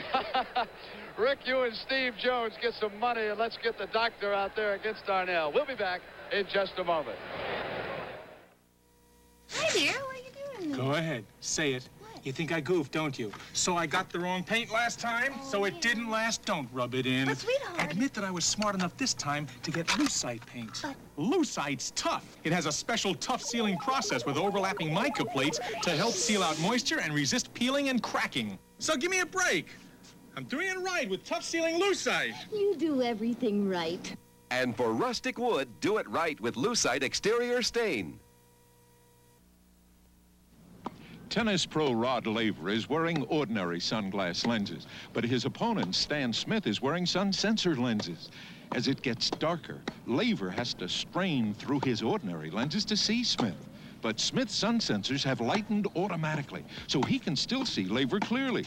There's no sunglass strain, much to Smith's advantage. That's match, Rod. Now let's play it again, Stan. Also available in prescription lenses.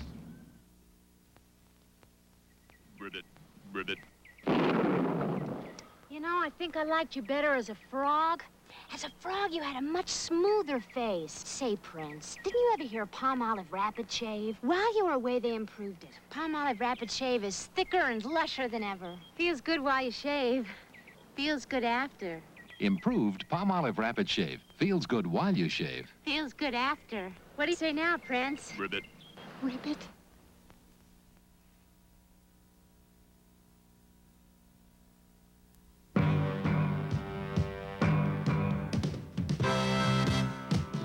The NBA World Championship Series is sponsored by Improved Palmolive Rapid Shave, a product of Colgate-Palmolive Company. Light beer, everything you always wanted in a beer, and less. And by Remington, makers of the XLR electric shaver. Steve Jones, why don't you take that pretty new sport coat of yours and introduce the highlights here along with Rick. I brought the coat on the rock and roll show. Rick Berry, we're going to take a look at some really exciting stuff this afternoon. Johnny Davis right then, he came inside off a quick pass, got the ball here. You get Philadelphia with some of the more spectacular stuff. Caldwell Jones with the big stuff right there. Coming back again, Philadelphia with better ball movement in the first quarter than they've had. And Steve Mix hits a jumper from the outside. Julius Erving in a foot race, and he'll show you something about slingshots. He just loads up here, takes off, and he throws it right over Bobby Gross, and that's a great play. Portland knows a little bit about give and go. Right there, Bobby Gross down the middle, knocked Steve Mix right out of the way. And back again, another give and go. Dave Torzik coming down the same way. You'd think Philadelphia would learn as they leave that middle open time and time again. Again, a live play into Walton. He backs out, a great live, and he looks over for a little help, and he gets it. And last again, Erving with an open face stuff right in Bill Walton's eyes, and he takes it in. Steve, I'd have to say I thought the difference was when Portland shut off that middle on Philadelphia early, and also Jones getting in foul trouble, as you pointed out, Brent.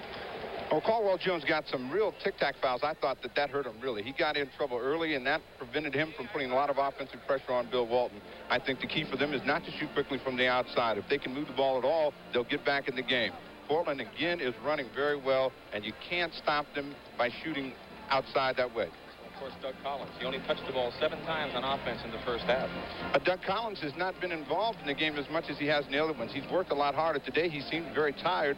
I watched him a couple times. He's taking extra blows out there. He's going to have to dig down a little bit deeper because there's no tomorrow. Of course, Portland, they've got 4 people in double figures leading their scoring, and the 76ers only have 2 people, and this has been the story throughout the series. Well, they had 2 that carried him in the first game, and Portland just been able to get more scoring, but they have to get bigger scoring from the 2 people that are going to carry him. Erving is doing his job.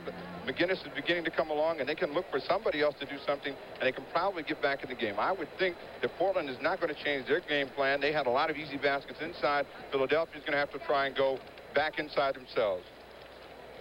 I also think that Bill Walton has been doing a super job. He's been on the boards really tough again. He's had a super basketball game, blocking the shots in the middle, just generating a lot of things out there, both offensively and defensively, as usual. All right, you can't say enough good things about Walton because he has played an excellent series. He's had good health all season, most of the way, and then in the playoffs, he hasn't been injured at all. Bill Walton has really done his job, and that's plug up the middle and pass the basketball. If I had to pick one player on the team that's probably been the surprise of the series as far as Philadelphia is concerned, it's got to be Bobby Gross.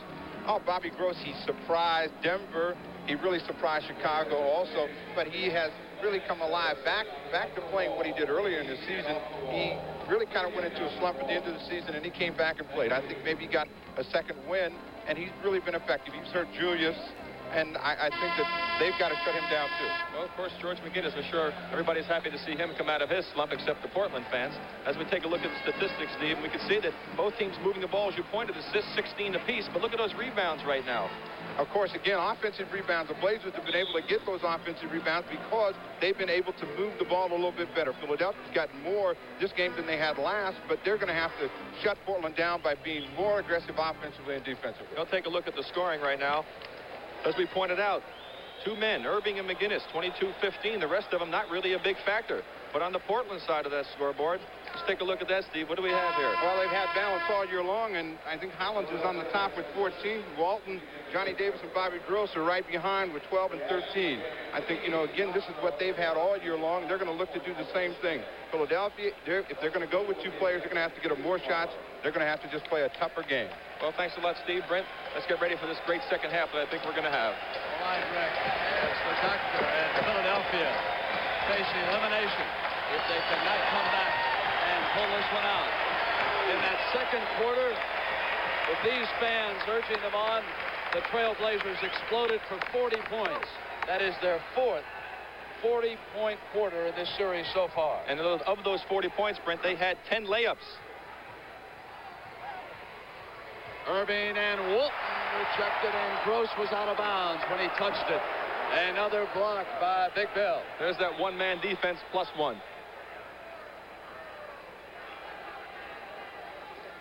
Bill Walton being a big factor offensively, Brent, in the first half. He's handled the ball 23 times. They are getting the ball into Walton. Philly was able to shut that off in the first 2 basketball games, but Portland's made adjustments, and Bill is getting the ball with regularity. Philadelphia's lineup: Erving, Jones, Collins, Bibby, McGinnis. For Portland, it's Lucas, Davis, Walton, Gross, and Hollins. Lucas got there strongly, and the crowd roars Luke in Portland. Jones with 4 fouls playing Walton. Lucas to the screen shot. Jones rolled off outlet. Now remember, Collins was held to 2 points in that first half. Looking basket. Miss on the drive, so the frustration continues. Loose ball, McGinnis back. Comes up and hits it. George McGinnis with his most effective offensive performance so far. 17 points.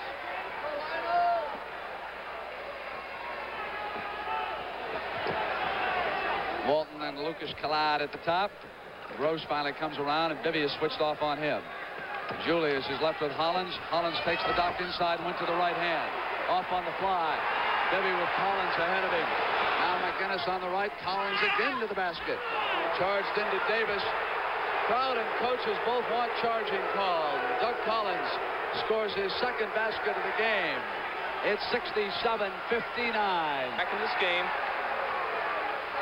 Lucas driving. Walton regains it. 24 minutes for a championship for Portland. Portland getting inside. McGinnis up into Lucas. Offensive foul is the call. Take the play right here. Here's George, makes the dribble, crossover to the left. Now watch now. He will initiate the contact with this move right here. The next step, jumps into Maurice Lucas. 2 fouls on McGinnis. Richie Powers and Gene Shue arguing, Shue being restrained. Joe Bryant talking to him. Richie walks away. Now at the other side, Ramsey is being yanked back by O'Donnell.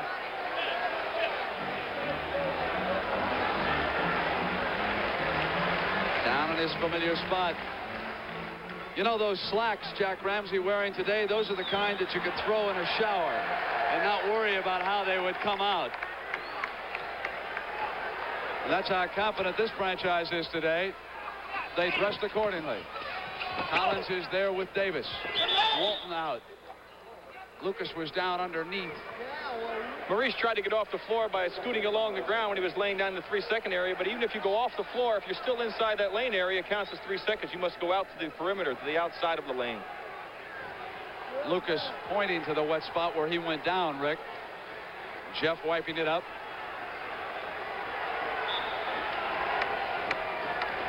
Pressure by Davis on Bibby.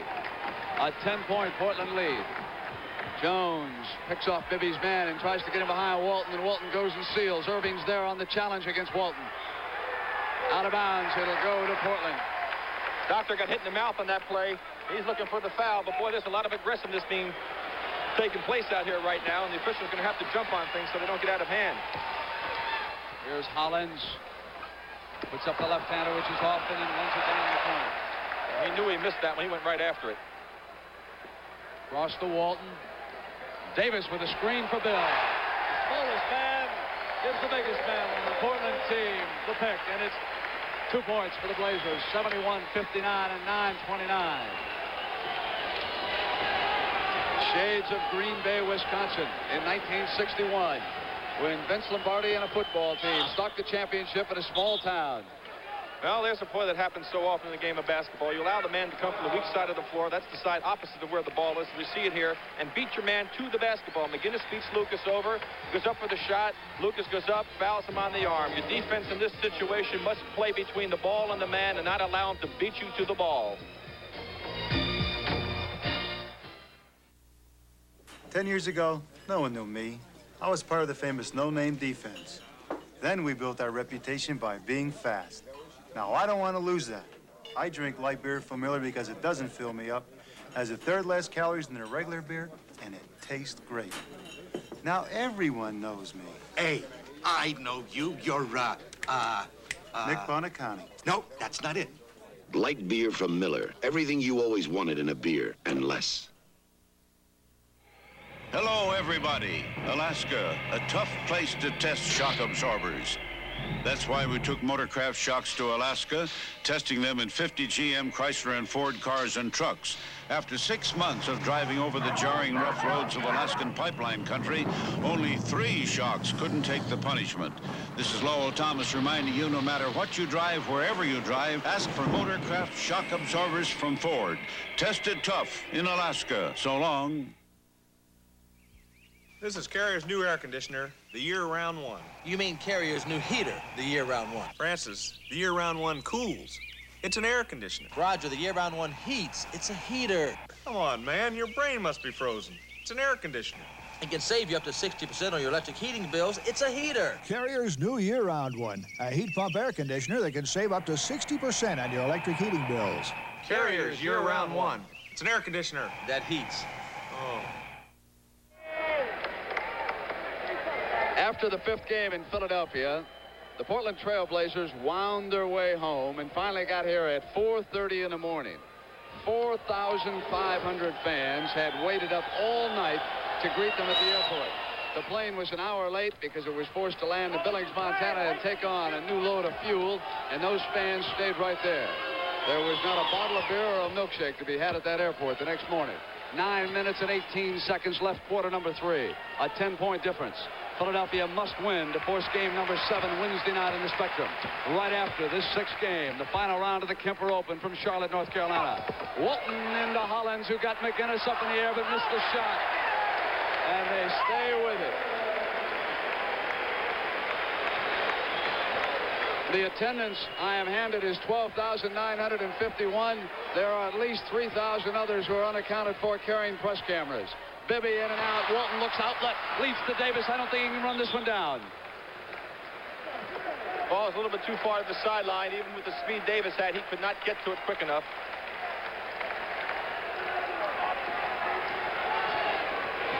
They have rallied around the basketball team in Portland, Oregon, as Collins comes into Walton and offensive foul is called. So Doug Collins still having his difficulty. Let's watch his left arm here, because that's what the foul is called for. Watch that left arm. There it is. You see him swinging that left arm to the left. 12-point lead. Crisis time nearing for the 76ers. Off they come. Here's Bibby. It's 3-on-1. McGinnis comes to the basket strongly with his best offensive showing. 21 points in this 6th game. Gross open. Excellent pass by Lucas. Defensive breakdown again by Philadelphia. Just not watching man-ball relationship.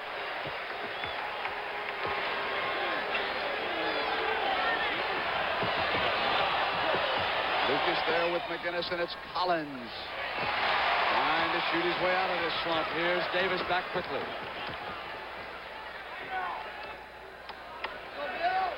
Two guards having a fine game for Jack Ramsey offensively.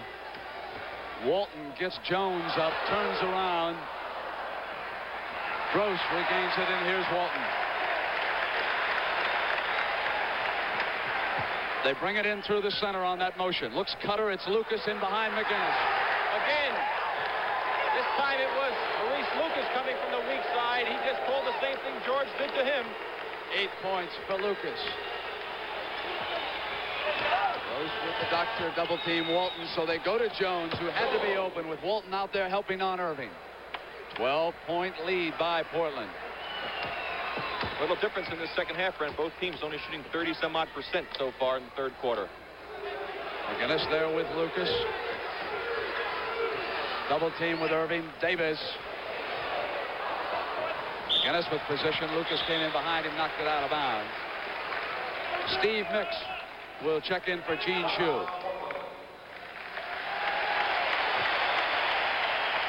And with the timeout on the floor, Sixers are still in contact. They have not let the Blazers come out and jump off early in the third quarter like they've done in the last 3 ball games. They're right in there. They have a chance. Honda's always been the leader in dependable 4-stroke motorcycles. And way out here, that's important. Going strong now. For dependable, economical 4-stroke motorcycles, Honda's #1. Moving right along. Honda keeps you going strong, no matter where you're going. Going strong now. Moving right along. When you're on a Honda, you're really going strong. Really going strong. Introducing the new Remington XLR, the electric shaver that shaved as close as a blade. And to prove it, we're doing something spectacular. We're giving away a blade to compare it with. We guarantee the Remington XLR will shave you as close as a blade or your money back. Now that's really spectacular. The Remington XLR shaves as close as a blade or your money back. I've got a lot of money in this car. Where can I get good service without a hassle? Don't you know there's good news round the corner? Goodyear, wherever you are. Goodyear, good and close to home. Presenting the Goodyear promise for hassle-free auto service. We do professional work. We only do the work you authorize. We return worn-out parts for your inspection. No hassle, no problems, no fooling. Goodyear tires and Goodyear service for more Goodyears in your car. They have gone on sale already. They were ready for today here in Portland. Game 6. Taking away the home court advantage that Philadelphia possessed in the 5th game back in the Spectrum.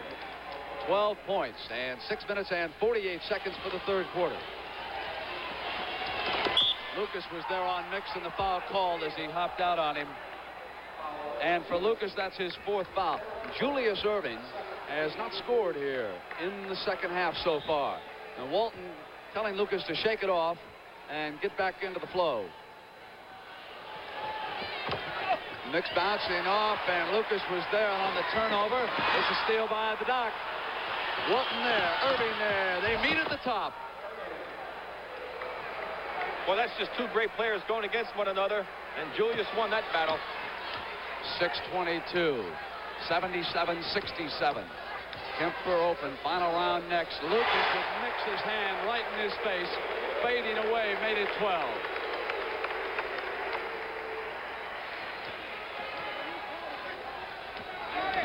Collins, back to Bibby. No one underneath for the 76ers, a perimeter offense. Now Bibby slips in, and Collins goes outside. Still in his slump. Collins looking. McGinnis will check back in. Julius is tired, Brent. He's not getting back down on defense very quickly at all. Here's the play through Walton. Waits for the cutter. He'll screen for Lucas. Short. There was a whistle.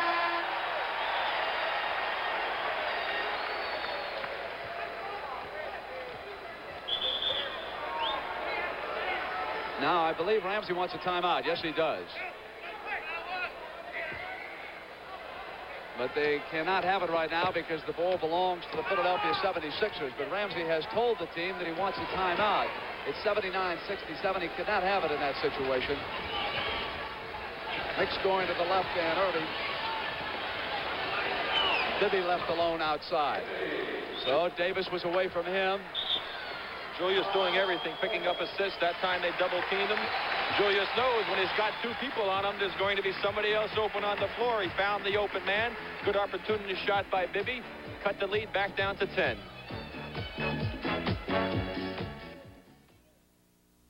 Keep your eye on the ball now. Remember, no one-hand catches. Okay, let's go. Keep that ball in front of you.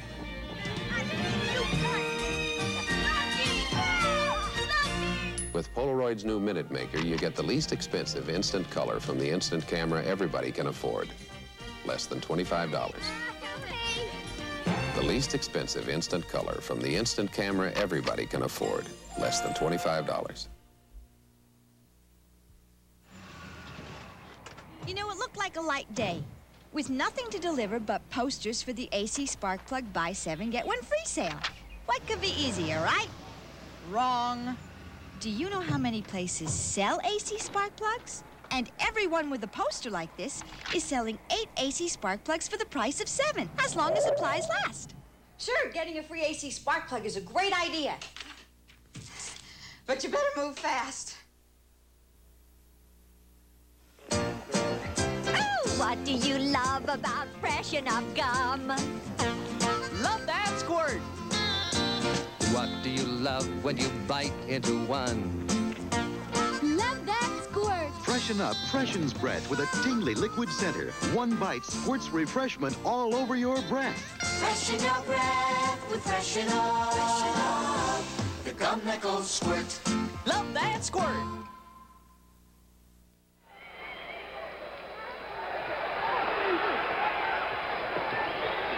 Dave Twardzik checks in for the Portland Trailblazers with 5:06 to go in the third. Final round of the Kemper Open coming up next. Twardzik glides the baseline. McGinnis had jumped over on him. Collins runs it down. Philadelphia trailing by 10. Looking for that surge now. McGinnis left perimeter. Makes it 8. 4:45. And now listen to the crowd. They'll urge the Blazers back into it. It's the home court advantage. Collins off to Twardzik. He'll take the shot. It's 10 again. Lloyd free. Gets ready.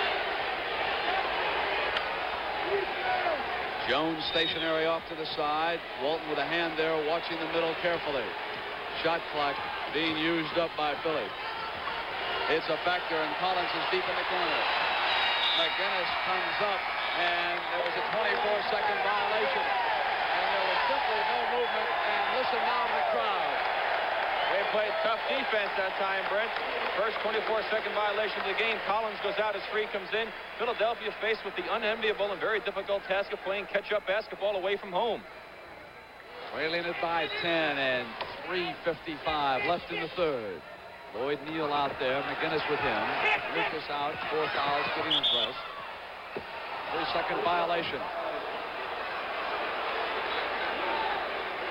From the side, Philadelphia will put it in play. Twardzik and Hollins await Bibby and Free. Slumping Collins out right now. Neal there with McGinnis. Gross had it thrown right to him. That's just a bad pass right there. And right to Bobby Gross. The doctor wasn't there. Neal to the basket. Gross got a hand on it. Bobby Gross reached out, got a hand on the ball, and tapped it back in. Super individual effort by Bob Gross on that play. Very reminiscent of what Bill Walton did back here in second game in Portland. 12-point lead. 3. McGinnis at the offensive end had come up, and Neal and he squaring off briefly. How important the offensive boards are. Give a team a second opportunity, and you really pay the price in this game. 3 fouls. Let's watch the Gross play. Here we go. The shot's going to come up here by Neal. It'll come off. Watch Gross come into your picture in the bottom right of your screen. Ball bounces off. Extends all the way. His arm is completely straight. He manages to get it there. Beautiful soft touch and control by Bob Gross.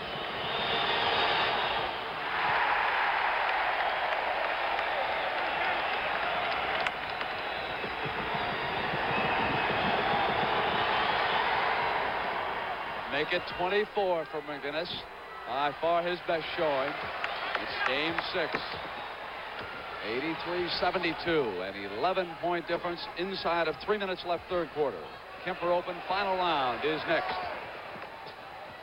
Neal maneuvering up in the air, goes to Gross, who comes up over Caldwell Jones. Inside, he taps it.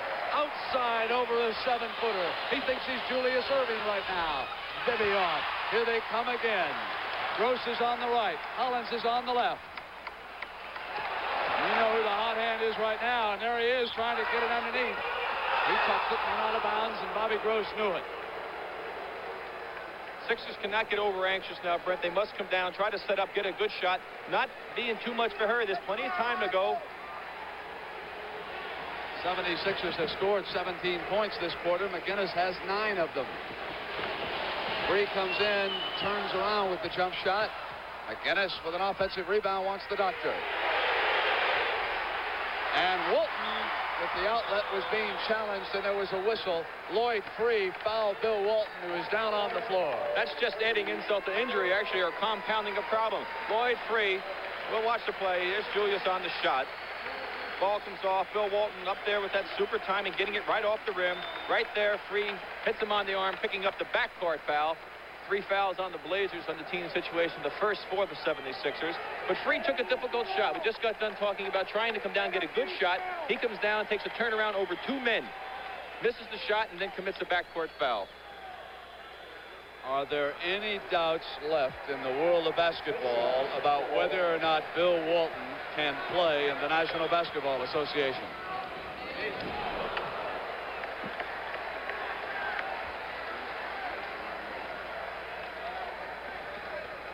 Call it vegetable power if you want.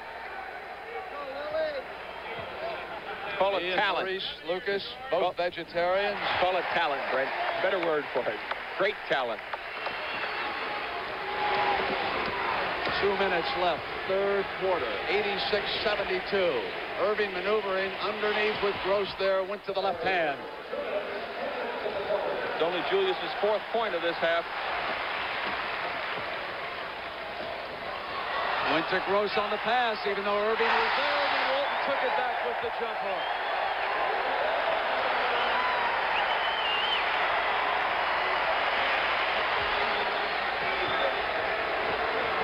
McGinnis gave it up to Jones. He comes back with a jump hook.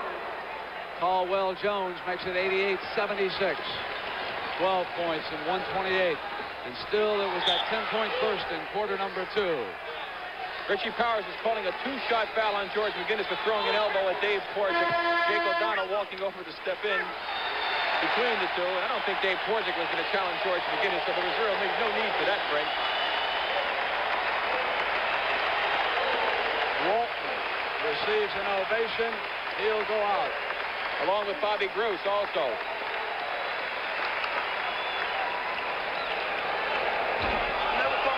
Dave Twardzik still being plagued at that free throw line. That's his third miss so far from the line, I believe. And Rick, 3 fouls on McGinnis. Yes, he's only 2 for 5 from the free throw line. This man is a 60% field goal shooter.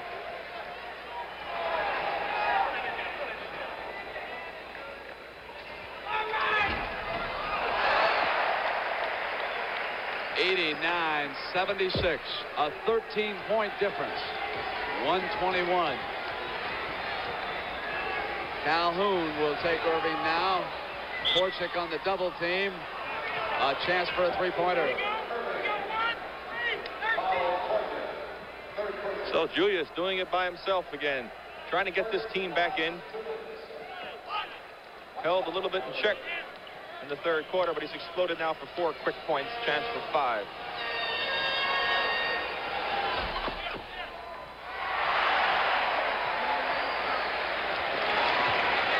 Lloyd Free picking up Twardzik.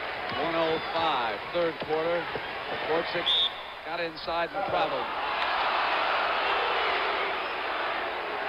But again, Twardzik had the lane. He had the opening to the basket. If he had not walked with the basketball, he would have gotten into the hoop, creating problems for the Philadelphia defense. They have got to shut that middle off and try to make Portland go from the outside. An 11-point difference for the 76ers. Erving. Now it is suddenly 9, and there's the magnificence of the doctor. Down goes Free. He and Jones collided, and of course that rib cage, I believe, is bothering Lloyd Free for just a moment here. Inside pass to Calhoun, and they get to the hoop. Back to 11. Erving forced one that time. That was one of the few bad shots that Julius has taken in this game, Brent. Ball goes back to Philadelphia. Crowd unhappy with it.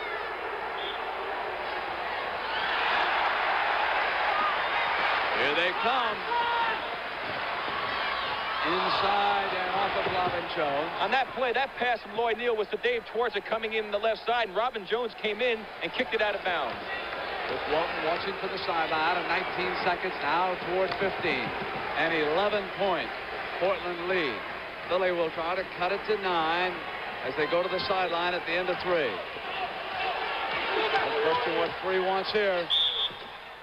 Came up and drew the foul.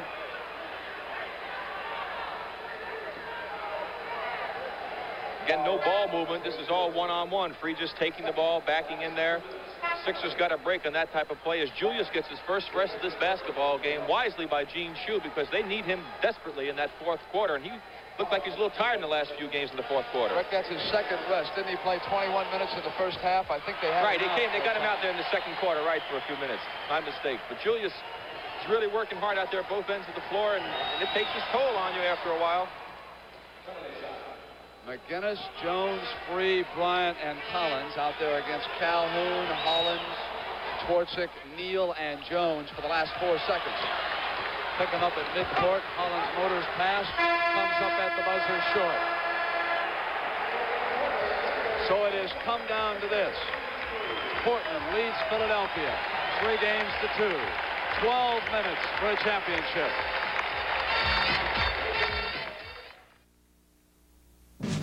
Volkswagen presents an energy proposal for government. For the Secretary of Interior, we propose a Dasher with one of the roomiest interiors in its class.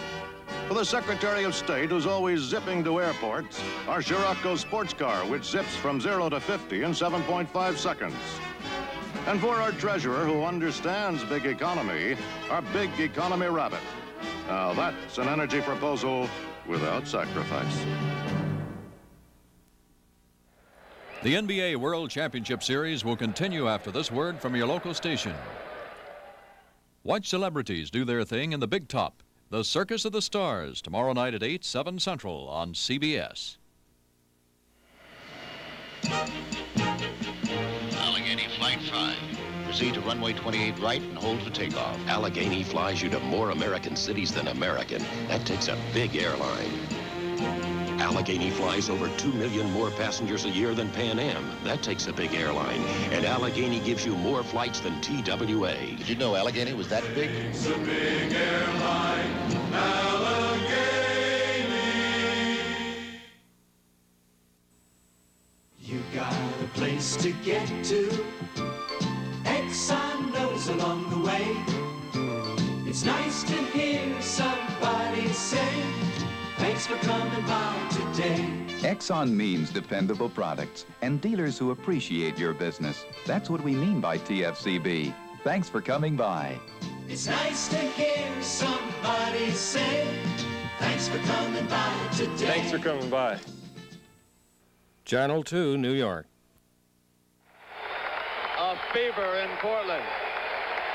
I've seen teams, the fans get up for a team in championship series, but nothing like what's taken place here in Portland before, Brent. It's incredible. A city nearing its first world championship. Its only major sports franchise, and how they have rallied around this group. The first year the Blazers have ever been in the playoffs. And here they are. McGinnis came in around behind Lucas. Gene Shue going with Joe Bryant again, trying to get some of that enthusiasm that he brought to the Sixers in the last game in that fourth quarter. Shot clock, time remaining. Blazers have hit 56%. Quarter number 4 begins. 91-82. Lucas, and he travels. The 76ers stay calm and don't get caught up in this crowd right now and do what they have to do. They can climb in because there's plenty of time. Doug Collins with 4 points remains a very key man here. Bryant to the basket, and he traveled.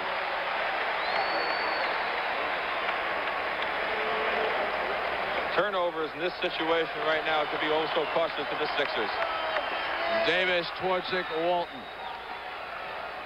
Lucas and Gross. Erving will come back. Bryant with Gross. Davis at the top of the circle. McGinnis rebound. Off to Lloyd Free.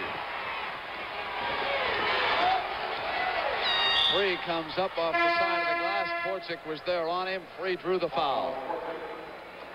Julius comes back in the ball game as Free goes to the line. Twardzik picking up his 4th personal foul. Watch the play here. There goes Free going up for the shot. Twardzik comes from the side. He caught him on the arm as he tried to get out of the way, and the official saw the contact. Lionel Hollins there as Twardzik with 4 fouls goes out. Lloyd Free's 3rd point. Julius Erving has scored 30. McGinnis 24. Collins only 4. For the Blazers, 18 for Gross, 20 for Walton, 16 for Hollins, and 12 for Davis. McGinnis is there with Lucas. Lucas puts it down short. Knocked away, and here come the 76ers 3-on-1. Now it's 3-on-2. McGinnis holds inside. Erving at the glass. Tap back up. Free ball. And Free racing against Davis. Lloyd Free with control. Crowd wanting to foul. Lloyd Free up over Bill Walton. Not there. McGinnis runs it down in the corner. Caldwell Jones comes back. Lucas with a hand on McGinnis, and a foul is called. Maurice Lucas now has picked up 5 personal fouls. Here's the play right here. Maurice bumping him with the body, reaches in, hits him on the arm, fouled him twice before he got the first one called. 22nd injury timeout. Al Domenico out, tending to McGinnis. McGinnis kneeling down, hitting only 33% when he came into this 6th game. He has scored 24 points already. Arena. And I just really wonder if it's going to get to the players in the pace of this ballgame. Just sitting here, I can just feel how humid it is.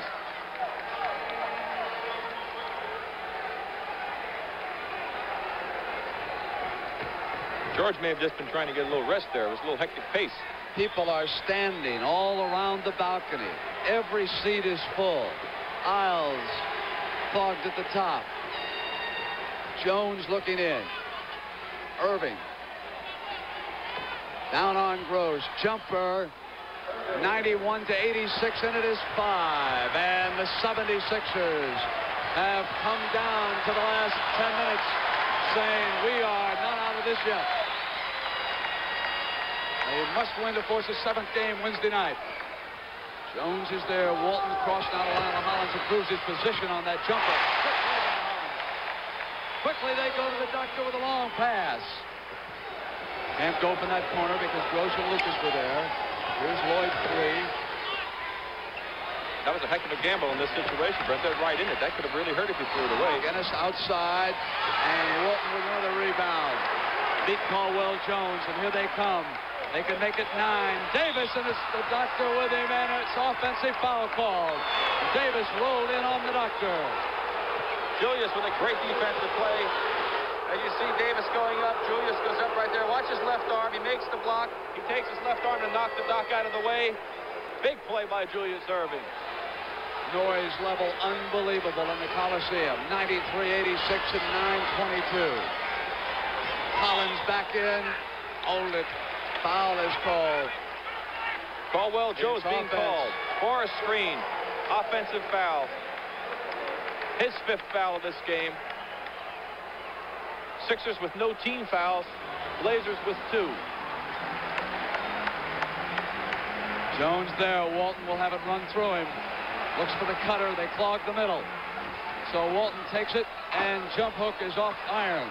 Outlet to Collins. Back in the middle to Joe Bryant. It's 3-on-2. Collins flies inside. Walton is there, and Doug Collins reversed on the other side. Back to 5. Listen to the noise in here. 8:52. So close and yet so far when you're matched against the likes of Erving, McGinnis. Collins outside. Doug is there. Collins is off. They can make it a 3-point game. Not quitting. Moment of truth has come for Philadelphia, and they are responding. Collins outside. Off iron. Lucas left alone. Not a good shot, Brent. Jack Ramsey wants a timeout. He doesn't like the way things are progressing right here, but this Philadelphia team is really hanging tough. They're working hard on both ends of the floor. They're doing good things out there. They've got themselves back in this basketball game, trailing by 5 with 8:26 to go.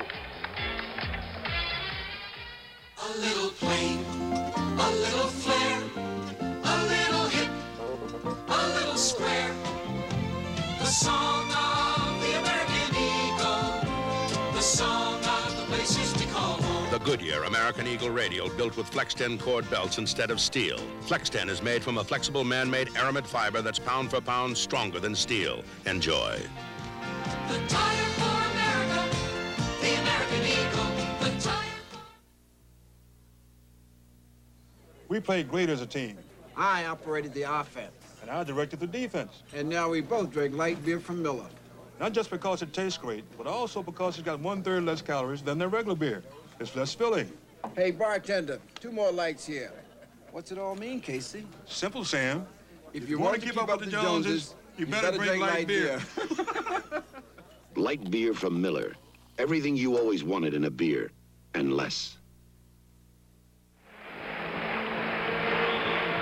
Lucas and Jones in foul trouble. Torczyk with 4, and there are 3 players with 3. 8 minutes and 26 seconds. And listen to the ovation. Brent, you can tell the pressure is mounting. Portland shooting 1 for 5, 20% so far in this quarter. Philadelphia only 2 for 7, 29%. 5-point difference. Portland with possession. Lucas back up front with Walton and Gross. Bryant jumps over on Hollins. Collins now looks for the open man. Hollins comes up on the top of Joe Bryant. That's 20 points for Lionel Hollins. He has hit several key baskets. No ball movement, Brent. They're very stagnant on offense right now. No movement away from the ball either. So Bryant at the perimeter with a miss. And here comes Portland. They were standing around. 7-point difference. McGinnis will come back.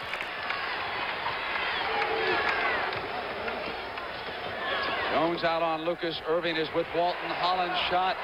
Bobby Gross offensive rebound. What a game he has played. That's a big break for Portland, Brent. That was a bad shot that time by Hollins. Gross happened to be in the right place again. The offensive rebound. They've worked harder off the glass at both ends throughout this series. No movement. All one-on-one, Brent.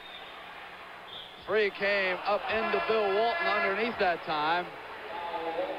Walton may have just gotten ball. Julius got hit in his knee. He's holding on to his knee a little bit. As we watch the replay with Free coming on the baseline, Walton comes over. Lucas a little late to shut it off. Walton right there making the block. If anything, he must have gotten him with the body. Gross, Walton, and Hollins. 20 points each for Jack Ramsey's Blazers. Doc again down the other end of the floor holding on to that right knee of his. Doesn't seem to be too bad, Brett. There's the doctor. 97, 14 left. Jones with 5 fouls challenging Walton. On the pick. Gross comes up. Down it goes, 99-90. Gene Shue has called a timeout again because the Sixers are starting to fall behind as they got close to 5, and Bobby Gross has certainly been the surprise of this series with his offensive performance. He's been getting one big basket after the other, doing one heck of a job for the Blazers.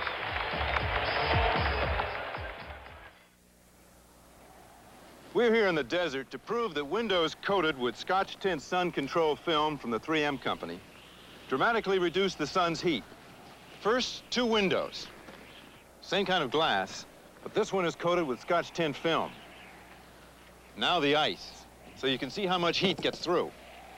3M Scotch tint film acts as a window insulation, reducing the heat inside a building, keeping people more comfortable and air conditioning costs lower.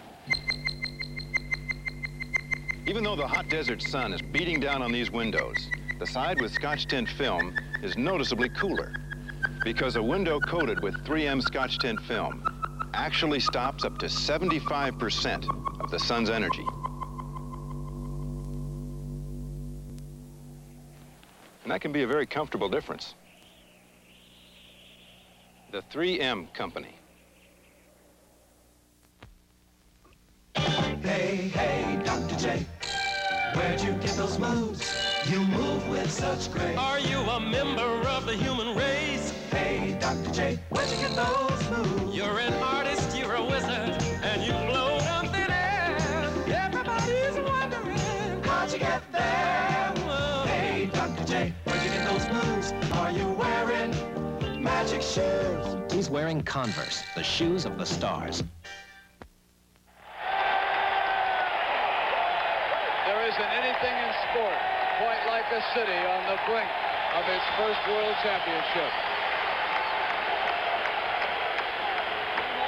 6 minutes and 50 seconds. 99-90, a 9-point Portland lead. A big kickball out of bounds for Philly. They'll get a new 24 seconds.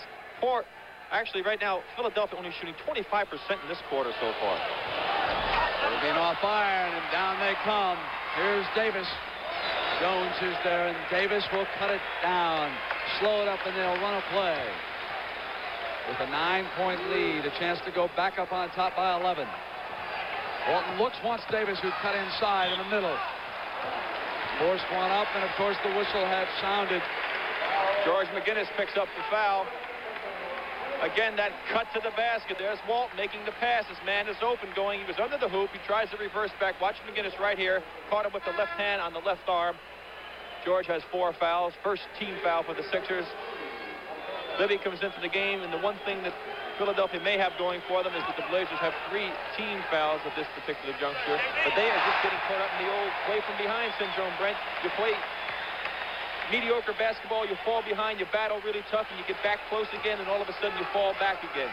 It's so difficult to overcome that deficit and get over the hump. Libby, Collins, McGinnis, Jones, and Erving. Gene Shue starting 5 with 6:18. They're back by 5 field goals. Collins with his problems today. Charged Hollins. So 3 fouls on Collins. The Sixers get one of their offensive powers back in George McGinnis, but they lose another one. Doug Collins. 3 in and Collins out. Frustrating 6th game for young Doug Collins. He's been such a great part of this Philadelphia surge in the playoffs, and really hate to see a player like him have such a difficult time out there. Davis goes to Lucas. Here's Walton waiting. Gross cuts and uses the screen, and Bobby Gross brings them to their feet again. It's a 12-point Portland lead. 5:50 for a championship.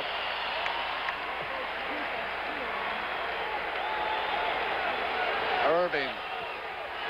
Gross is there. The doctor makes it 10 again, and for Julius, 34 points. Philadelphia's doing everything on one-on-one situations. Their ball movement is absolutely non-existent here in the second half. Bibby is with Lionel Hollins. McGinnis out on Lucas. It'll go through Walton, and Jones fouled him. That's out for Caldwell Jones. He has fouled out of the game.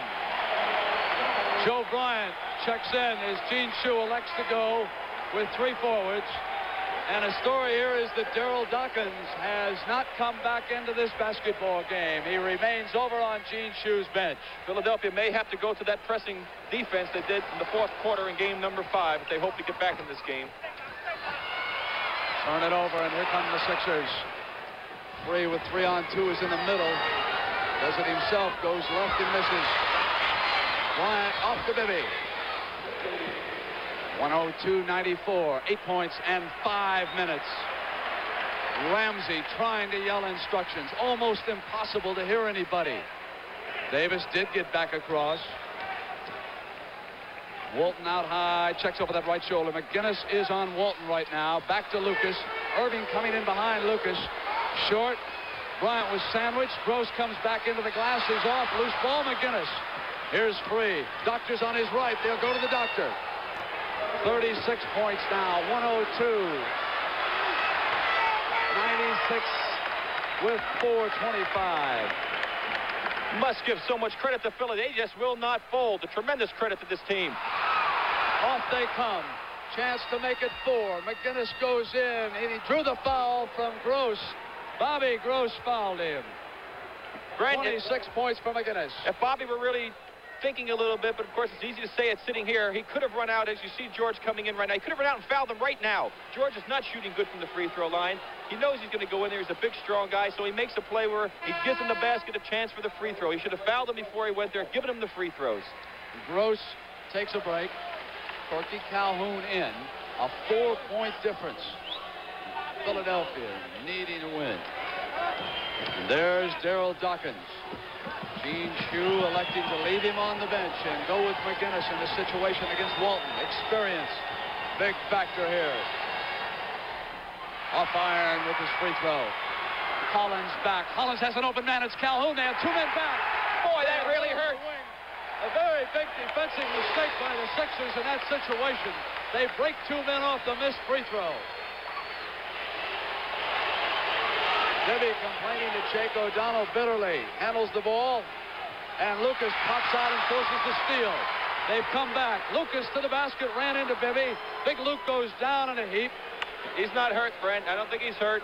He just was fouled by Bibby, lost his balance, didn't look like he hurt anything. But again, as you saw on the play there when he went down, the play that Philadelphia may remember is George McGinnis missing that free throw. They threw it out and got a layup down the other end. That play just might have broken their back. They had a man stationed right here at the wing. There was 176er back. They broke off the rebound, a free man on the right wing, and it was 2-on-1. Here's the play with Lucas coming off on the next break on a good defensive steal. You see him up in the air. Bibby caught his left leg, knocked him off balance. He came down fairly hard. I think Maurice is a little tired, taking a blow. Hopefully he's not injured. Hate to this game, Rick, and before this game is over, we'll go back down to Charlotte, North Carolina, and get an update so that you're in touch with everything that's happening at the Kemper Open. Interestingly enough, Tom Weiskopf has not been on the top there. Let's now go down to Ben Skelly live at the Kemper in Charlotte, North Carolina. Ben? Arnold Palmer is building a house here, but Tom Weiskopf has found a home at Quail Hollow in North Carolina. He won here in 71 and 73. He's also had 2 second-place finishes, and you can see he has forged to the front, breaking the log jam to go at 12 under through 11, 2 strokes over a trio of Rogers, Burns, and Tewell. Graham and Archer picking up the rear, and 9 tied at 7, so stay right where you are. We're going to have a great finish here. And now, a length of the court pass back to Brent Musburger in Portland. Back in Portland, 3 minutes and 50 seconds remain. The Trailblazers up by 6 and will be coming down to the free throw line. Maurice Lucas was tended to by Ron Culp. He's fine. That free throw situation we mentioned before, all of a sudden, is not that big a factor. The Blazers have 4 team fouls. The Sixers now have 3.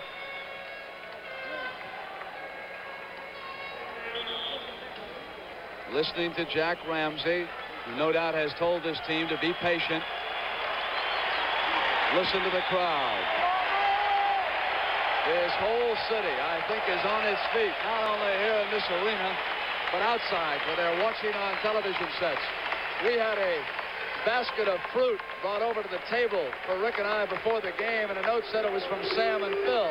We later found out that Sam and Phil had come to the back door and said they were florists delivering this to us. They just wanted to get into the basketball game. And they're here watching, standing around someplace. Right now, Philadelphia, again, have to play the tough defense, try to stop Portland from scoring, hopefully keep them outside, try to get some good ball movement, get inside, get some good opportunity shots, and hope that they fall in the basket. 105-98 with that free throw. A 7-point difference. Time remaining is there in the insert. Right-hand corner.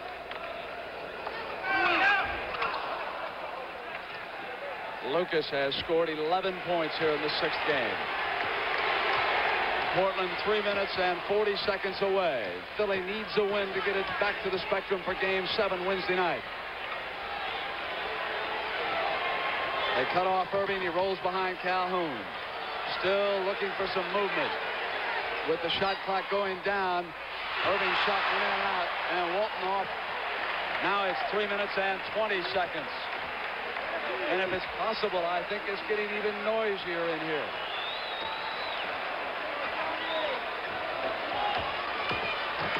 Hollins up on the shot. McGinnis off to Lloyd, 3. Davis is there, free.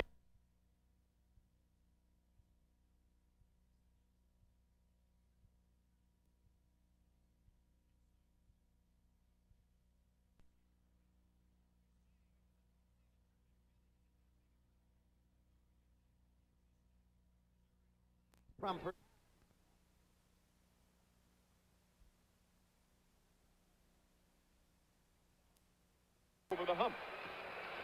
Dibby, Collins, McGinnis, Jones, and Erving. Gene Shue starting 5 with 6:18. They're back by 5 field goals. Collins with his problems today. Charged Hollins. So 3 fouls on Collins. The Sixers get one of their offensive powers back in George McGinnis, but they lose another one. Doug Collins. 3 in and Collins out. Frustrating 6th game for young Doug Collins. He's been such a great part of this Philadelphia surge in the playoffs, and really hate to see a player like him have such a difficult time out there. Davis goes to Lucas. Here's Walton waiting. Gross cuts and uses the screen, and Bobby Gross brings them to their feet again. It's a 12-point Portland lead. 5:50 for a championship.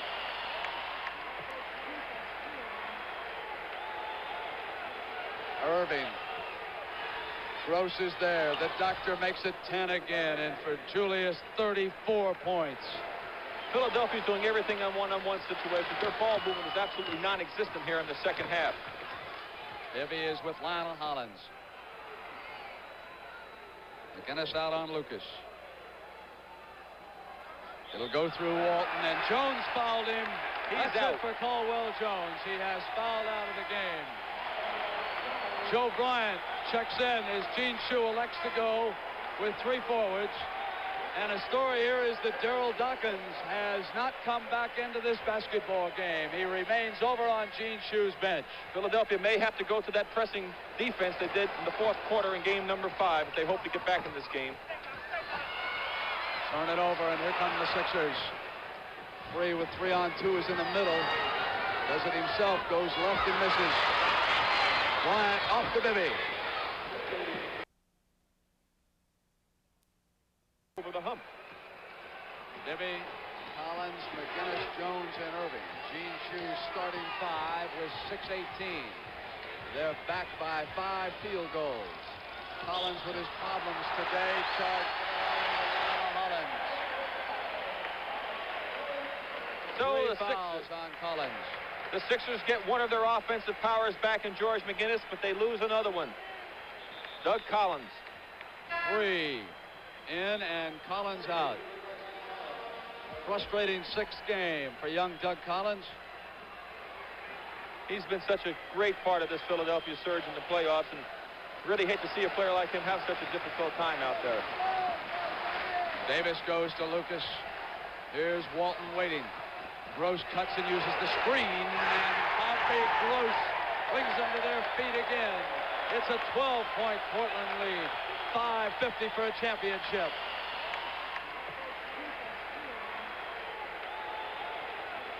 Erving. Gross is there. The doctor makes it 10 again, and for Julius, 34 points. Philadelphia's doing everything on one-on-one situations. Their ball movement is absolutely non-existent here in the second half. Bibby is with Lionel Hollins. McGinnis out on Lucas. It'll go through Walton, and Jones fouled him. That's out for Caldwell Jones. He has fouled out of the game. Joe Bryant checks in as Gene Shue elects to go with 3 forwards. And a story here is that Daryl Dawkins has not come back into this basketball game. He remains over on Gene Shue's bench. Philadelphia may have to go to that pressing defense they did in the fourth quarter in game number 5 if they hope to get back in this game. Turn it over, and here come the Sixers. Free with 3-on-2 is in the middle. Does it himself, goes left and misses. Bryant off to Bibby. 102-94, 8 points and 5 minutes. Ramsey trying to yell instructions. Almost impossible to hear anybody. Davis did get back across. Walton out high, checks over that right shoulder. McGinnis is on Walton right now. Back to Lucas. Erving coming in behind Lucas. Short. Bryant was sandwiched. Gross comes back into the glass. He's off. Loose ball, McGinnis. Here's Free. Doctor's on his right. They'll go to the doctor. 36 points now. 102. 96 with 4:25. Must give so much credit to Philly. They just will not fold. A tremendous credit to this team.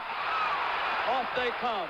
Chance to make it 4. McGinnis goes in, and he drew the foul from Gross. Bobby Gross fouled him. 26 points for McGinnis. If Bobby were really thinking a little bit, but of course it's easy to say it sitting here, he could have run out as you see George coming in right now. He could have run out and fouled him right now. George is not shooting good from the free throw line. He knows he's going to go in there. He's a big, strong guy, so he makes a play where he gives him the basket a chance for the free throw. He should have fouled him before he went there, given him the free throws.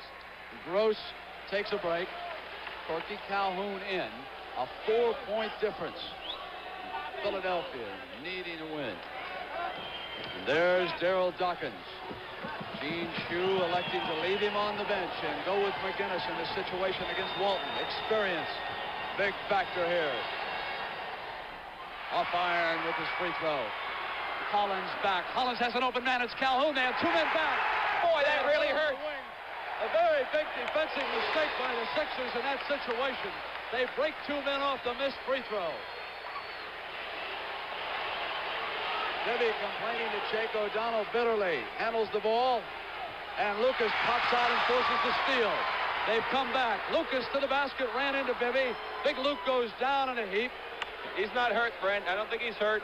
He just was fouled by Bibby, lost his balance, didn't look like he hurt anything. But again, as you saw on the play there when he went down, the play that Philadelphia may remember is George McGinnis missing that free throw. They threw it out and got a layup down the other end. That play just might have broken their back. They had a man stationed right here at the wing. There was one 76er back. They broke off the rebound, a free man on the right wing, and it was 2-on-1. Here's the play with Lucas coming off on the next break on a good defensive steal. You see him up in the air. Bibby caught his left leg, knocked him off balance. He came down fairly hard. I think Maurice is a little tired, taking a blow. Hopefully he's not injured. Hate to see anybody get hurt. Final round at the Kemper Open is coming up after this game, Rick, and before this game is over, we'll go back down to Charlotte, North Carolina, and get an update so that you're in touch with everything that's happening at the Kemper Open. Interestingly enough, Tom Weiskopf has not been on the top there. Let's now go down to Ben Skelly live at the Kemper in Charlotte, North Carolina. Ben? Arnold Palmer is building a house here, but Tom Weiskopf has found a home at Quail Hollow in North Carolina. He won here in 71 and 73. He's also had 2 second-place finishes, and you can see he has forged to the front, breaking the log jam to go at 12 under through 11, 2 strokes over a trio of Rogers, Burns, and Tewell. Graham and Archer picking up the rear, and 9 tied at 7, so stay right where you are. We're going to have a great finish here. And now, a length of the court pass back to Brent Musburger in Portland. Back in Portland, 3 minutes and 50 seconds remain. The Trailblazers up by 6 and will be coming down to the free throw line. Maurice Lucas was 10-2 by Ron Culp. He's fine. That free throw situation we mentioned before all of a sudden is not that big a factor. The Blazers have 4 team fouls. The Sixers now have 3.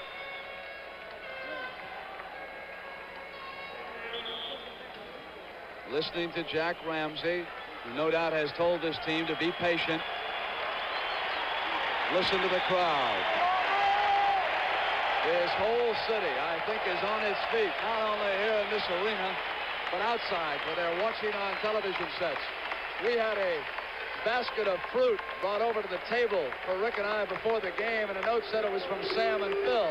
We later found out that Sam and Phil had come to the back door and said they were florists delivering this to us. They just wanted to get into the basketball game. And they're here watching, standing around someplace. Right now, Philadelphia, again, have to play the tough defense, try to stop Portland from scoring, hopefully keep them outside, try to get some good ball movement, get inside, get some good opportunity shots, and hope that they fall in the basket. 105-98 with that free throw. A 7-point difference. Time remaining is there in the insert. Right-hand corner.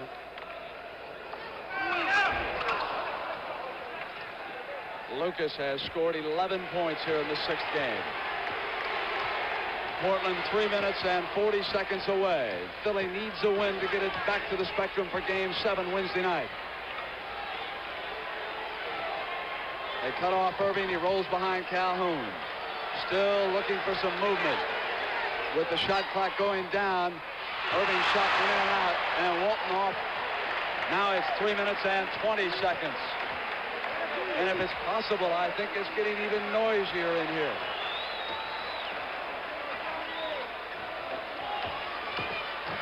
Hollins up on the shot. McGinnis off to Lloyd free. Davis is there, free. Came up and was fouled. In that situation, he took a blow on his side. He's in obvious pain.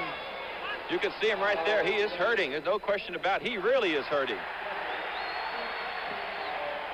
Hairline fracture of a rib in a violent collision with Mike Newland during the Houston series. He sat out the end of that series, came back, and the story that Philadelphia fans know about Lloyd Free is that he has refused to take any painkillers in his side. He says, I'll play with this agony. No question, he took a shot here. Here he comes now. He's usually a tremendous sleeper. Going to go up for the dunk shot here. Here you see Davis come into your picture, catches him with the body, knocks him on the arm, and just hit him enough there in the arm to cause him to miss that dunk shot.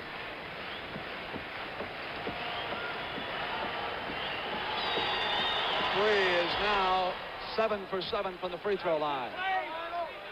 Plenty of time to go. Philadelphia is still right in the thick of it. You can still see Lloyd Free wincing, holding on to his rib cage. This man's showing a lot of guts out here, Brent.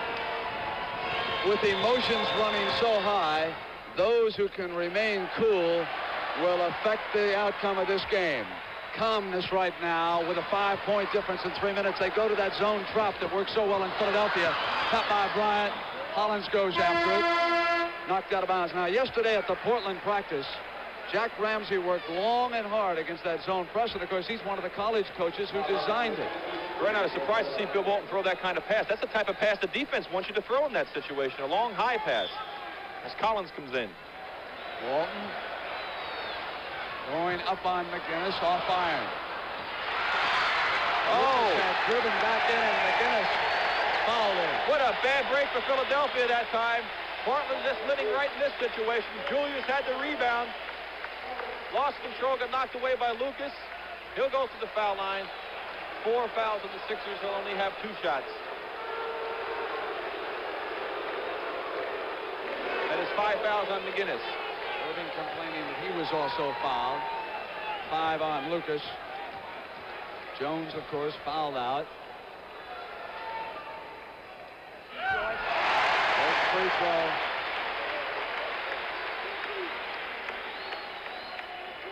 Two free throws this quarter for Lucas.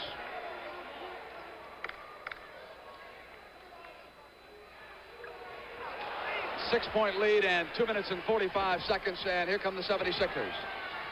Collins back to Erving. Julius is off. Lucas looking for outlet. They drop back, and they can go up by 8. Jack Ramsey signaling. 2:35. Jack Ramsey wants them to use that clock up. Walton inside to Lucas. Bryant came over on him. Bryant fouling him as he crashed into Lucas's back.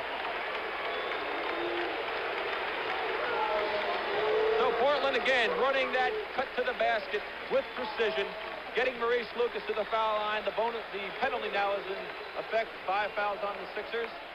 Maurice with 3 chances to make 2, and he's only been 50% in his last 4 tries. Maurice Lucas, who came to the Blazers in the dispersal draft from the ABA. Played with St. Louis and Kentucky. Was a teammate of Arlen Gilmore. He's a hardship draftee out of Marquette and elected to go to the ABA rather than playing for the Chicago Bulls. Lucas at the free throw line has brought this team to within 2 minutes, 29 seconds. And let's go back live to Ben Scully at the Kemper for another update. Ben? Tom Weiskopf, playing par golf the last 3 holes, remains at 12 under through 12. However, George Burns has gone to the whip. He has moved to within 1 at 11 under, playing with Weiskopf. And very much still in the hunt would be Bill Rogers at 10 under par. Lou Graham and Doug Toole are tied at 9. George Archer at 8 under, and there are 8 tied at 7 under par. So we're looking for a wire-to-wire finish here, a battle certainly amongst the top 3. And now let's go back to Brent Musburger in Portland. The noise continues, and it gives me an opportunity to thank our producer, Bob Stenner, and our director, Tony Burnett, for the excellent job that they did, along with our 2 associate directors, Bob Dunphy and John McDonough. Technical director is Jay Fairman. As usual, he was superb. Roger Cavan is in there trying to control the audio. He has got a very difficult task right now.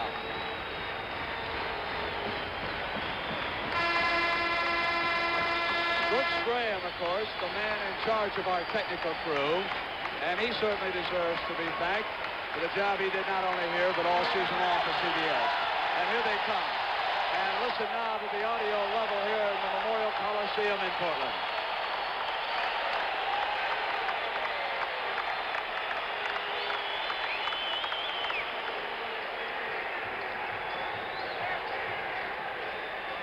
Floyd Free, way outside this time. Knocked back to Hollins. Trailing by 8. Free missed one of his outside specialties. On the double team, 76ers get it back. Bryant was there with Free. Back to Free, who got inside. Walton fouled him. Free going to the basket, took still another shot.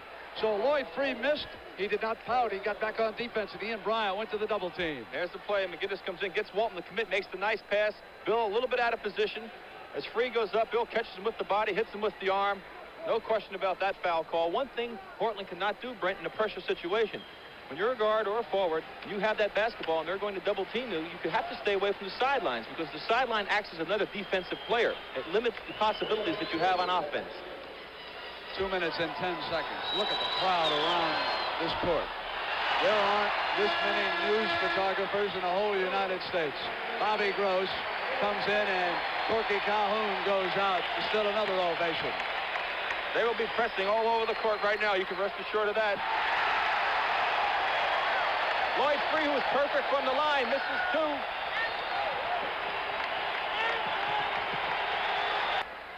.108-101. 2:08. Gross off to Hollins against the pressure.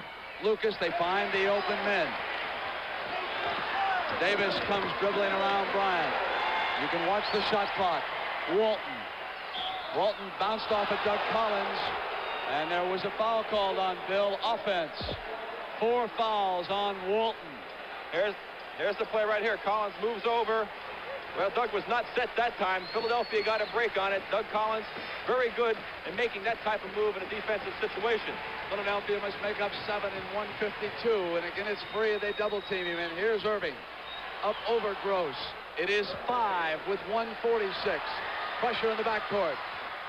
Double team the ball. There's got to be all kinds of white jerseys, and they get it up court. That's smart. That's smart by Lucas. The clock is their biggest ally, Brent. They do not need to score. They can just hold that ball out there right now. Leading by 5 with 1.5 minutes. They bring the shot clock down. Watch it when it gets inside 5. There it is. They need it. Hollins spotted it. Off to Walton. Walton comes up. McGinnis comes in behind him. No foul. 108, 103, and 120. Free outside. It's spun out. And Hollins with 114 and a 5-point lead. They double team it. Here it is to Lucas at the wing.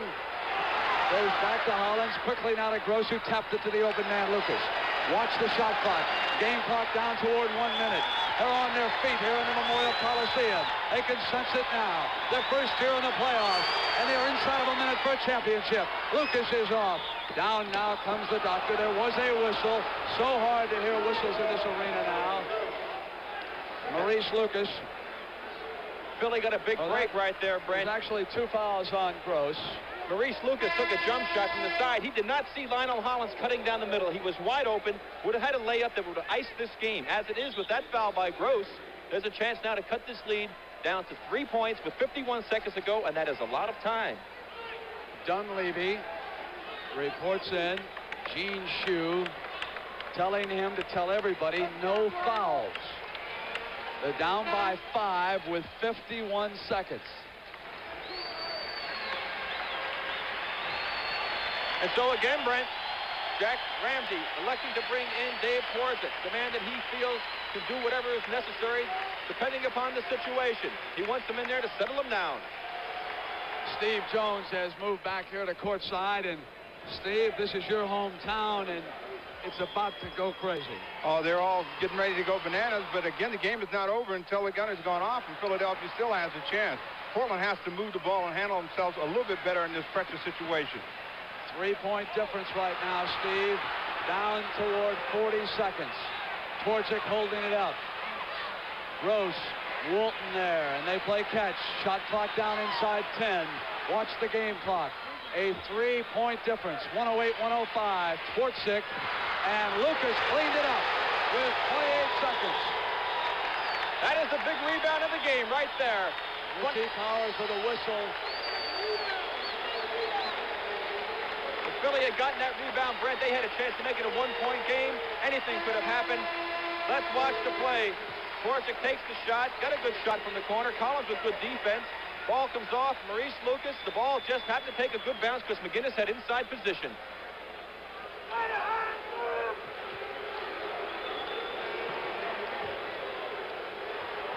Lucas at the free throw line. 27 seconds.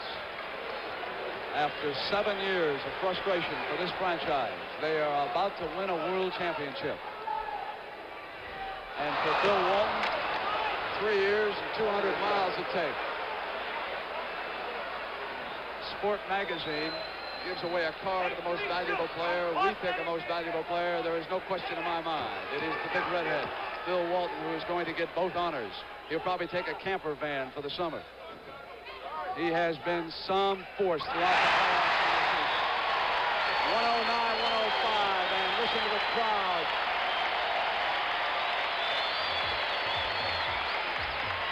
Got a timeout here. They bring him over. Just 27 seconds, and Portland, Oregon will erupt with a championship. At Allegheny Ludlam Industries, we're in a very special business because we make and use special metals in a lot of different ways nobody else does. Like that Jacobson mower back there, it's made by one of our companies. And we make an electronic component for digital watches, too. We create a lot of different things you live with every day, all the way from this True Temper golf shaft to the stainless steel skin for this.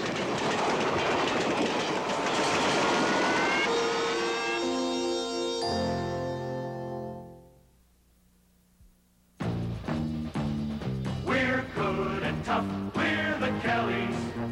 No roads too rough, we're the Kellys. Here's our latest Kelly, the best and toughest Kelly tire yet, the Kelly Aramid Plus Radial, made with an extraordinary fiber called Aramid that's as tough as steel but more flexible than steel. And that means a more comfortable ride for you. The Kelly Aramid Plus Radial. We're good and tough, we're the Kellys. Rollin', rollin', rollin'. I remember that winter afternoon in Green Bay, Wisconsin. It was the Packers and the New York Giants. And the Packers played with such precision after having lost the title game the year before to the Philadelphia Eagles. Now it's a different sport, a different city, but the same feeling. Portland, Oregon, just 27 seconds away. The whole state of Oregon closing in on its first professional championship. Everybody will count the 27 seconds down. The magnificent Julius Erving goes off now to Joe Bryant. Walton rejects another one. Outside, McGinnis hits a field goal. They're right there, Brent. Good defense. They make a steal. They can get back. Wisely, they call timeout to get the ball in half court. Here we come.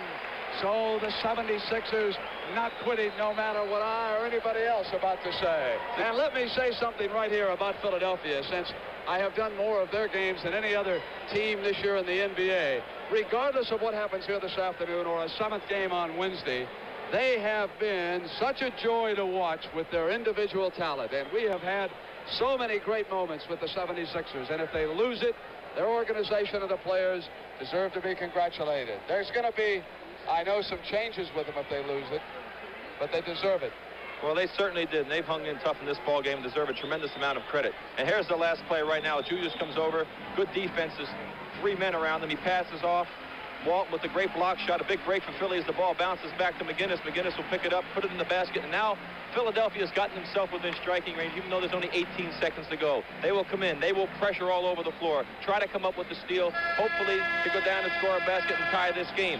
If they cannot make the steal, when the clock gets down to somewhere around 6 seconds or 5 seconds, they more than likely will have to gamble and hopefully foul someone who is not a real good free throw shooter and hope that he misses at the free throw line. 18 seconds. A 2-point Portland lead for the Trailblazers. Twardzik, Lucas, Walton, Gross, and Davis.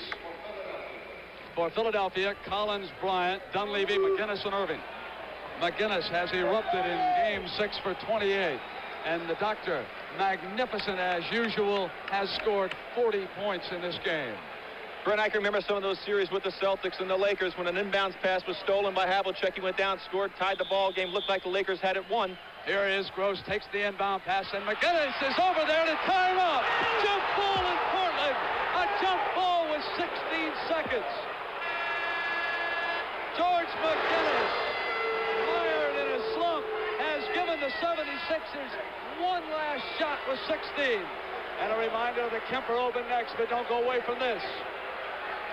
Suddenly, Gene Shue and the 76ers are breathing.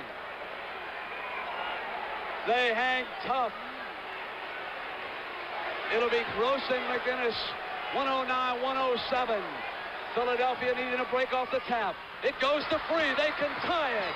Philadelphia can tie it. Here now's the Doctor outside. Off iron, free with a rebound. 7. Gross is over there on him. Goes back now, and you got the signal to Philadelphia. The ball went out of bounds in 5 seconds. 109-107. Philadelphia with possession. They had their chances that time.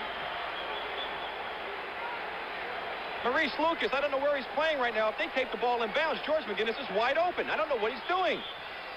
Here's McGinnis. Lucas comes out. McGinnis for the tie. It's off. Erving is there. It's over. It's over. Portland has won the championship. 109 to 107. They've gone wild in Portland. The Portland Trailblazers, their first year in the NBA playoffs. The baskets are down. The one on my left, Walton has had the jersey stripped off him. Walton and the Trailblazers trying to battle through the crowd to the locker room. A world championship for the Blazers. But the 76ers came right down to the end and would not quit it this game. And so for Steve Jones and Rick Barry, this is Brent Musburger saying so long from Portland, Oregon, where they've gone wild. 109-107, the Blazers win the championship. The NBA on CBS is a presentation of CBS Sports. Shirley MacLaine performs and talks about her mid-career revival, and Dan Rather investigates the new godfather of organized crime, Who's Who, tonight at 10, 9 Central on CBS.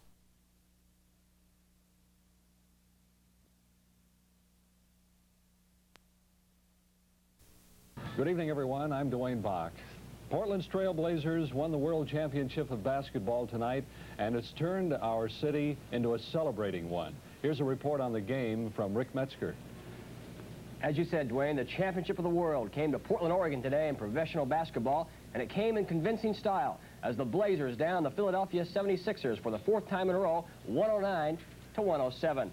The game was closer than any of the other five, but the Blazers started their run in the second quarter. With the score tied at 40, Walton hits a jumper. Lucas now far side to Bob Gross. On top gives to Lionel Hollins, working against Free. It's 44-40 Blazers.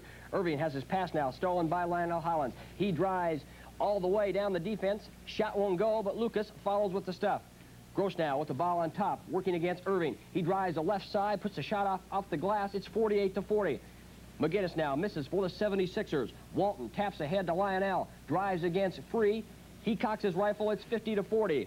Fourth quarter now. Lionel Hollins misses, but Bob Gross is hanging underneath. He follows with the tip. It's 97-88. Bob Gross now at the ball far corner, working against McGinnis. He drives the lane. Watch this shot, 99-90. And Portland went on to win the NBA championship, 109 to 107. And Dwayne, in our regular sports segment, we'll have more highlights. We'll have some locker room interviews and also the presentation of the NBA Championship Award. And next year. As a record number of fans poured out of the Coliseum, Blazer Mania is about the only word that can describe what Portland basketball fans showed all week and what culminated with the most exciting thing that could happen, the NBA Championship. Brusel! It's the greatest in the world. We have done it! Fantastic! I can't believe it! Oh, well, it was wonderful. Just marvelous. Super! Super duper. Great game, yeah! There was never a doubt. It was just exciting, but we won. That was the important thing. What did you think of the Blazer game? Terrific, terrific. It was well worth it. We drove, what did you think? It was 7 years to come, and it's well worth it. Today was what we've all waited for.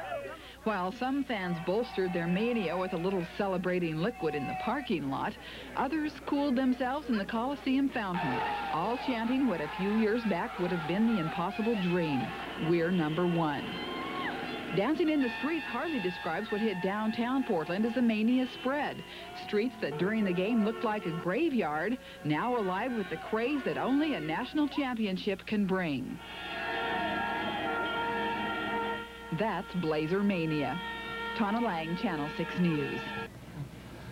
well, another was a good move on the part of the mayor to proclaim tomorrow Trailblazer Day and to repeat that parade for the Trailblazers begins at 11:50 at Union Station tomorrow morning, and they deserve a big turnout. Well, Dwayne, I can't imagine any type of accolade going to the Portland Trailblazers that would not be richly deserved. Just a super performance during the series, just a super performance all season.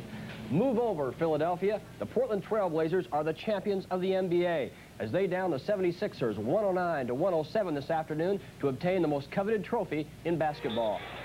First quarter found the Sixers hanging close, but the Blazers started their run in the second period. Walton puts it in there. Lucas now far side to Bob Gross. On top to Hollins working against Free. Nothing but net. Erving now has his pass stolen by Hollins. He drives all the way, penetrating the two-man defense. Shot won't go. Lucas is there. He jams it. Gross now on top, working against Julius Erving. He drives the left side, puts up the soft banker. It's 48-40.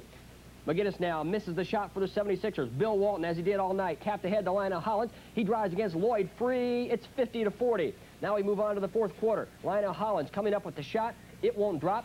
Bob Gross is there underneath. He follows with the tip, 97-88. Bob Gross with the ball once again, far side, working against George McGinnis. He drives the lane. Watch that shot, 99-90. Johnny Davis now working the ball to Maurice Lucas. Goes inside to Bill Walton. To Gross in the far corner. Stops, puts up the jumper, 102-92. Loose ball. McGinnis now. Outlets to Julius Erving. Erving working against Bob Gross. He puts it up. It stays. Once again now we have George McGinnis outletting down the floor. Goes all the way back to Erving. He puts it through. Blazers on the offense. The ball is stolen by George McGinnis. He drives all the way. Things are tight, 102-98. But 76ers missed the ensuing free throw. Walton outlets to Lionel Hollins, 2-on-1 to Calhoun, 104-98. But it went down to the closing seconds. Ball goes to Bryant inside. Walton blocks the shot. McGinnis picks it up. The jumper, 109-107. Last chance for Philadelphia, 5 seconds to go. McGinnis can't hit. Blazers with the boards. It's World Championship time in Portland as Portland wins it all, dropping Philadelphia 109-107. As expected, the Trailblazer players and club associates were elated following today's title-clinching victory, proving to Philadelphia and the rest of the world that they were the best in professional basketball. After the game, Brian Dries talked to guard Dave Twardzik and Bob Gross about the championship feeling. Well, I tell you, last year, at the end of the year, I thought I'd be carrying a lunch bucket going 9 to 5. So, hey, it's like heaven to me. Just being a part of the team, making a contribution, it's great. We're on top of the world right now, and it's a feeling that I just want to savor the rest of the summer. For the Blazers, today is the realization of a professional's dream. One of the other key performers in this final series was Bob Gross, as his offensive talents were demonstrated to perfection. Brian asked him about the series clincher. I'm glad that things worked out the way they did, and, you know, the fact that, you know, I was so much part of the team it's a good feeling to me, and it's, you know, the fact that, you know, the whole team won the game, and I just feel great about winning the series, and that's it. What was the difference out there today? The difference? We just, they came out very tough, and we just had to play tougher than they did, and they maybe played their best game of the series, really, and we just had to fight them, and it was a very good game. What is Bob Gross going to do tomorrow? I think I might go golfing. I know, I might sleep a little late, too.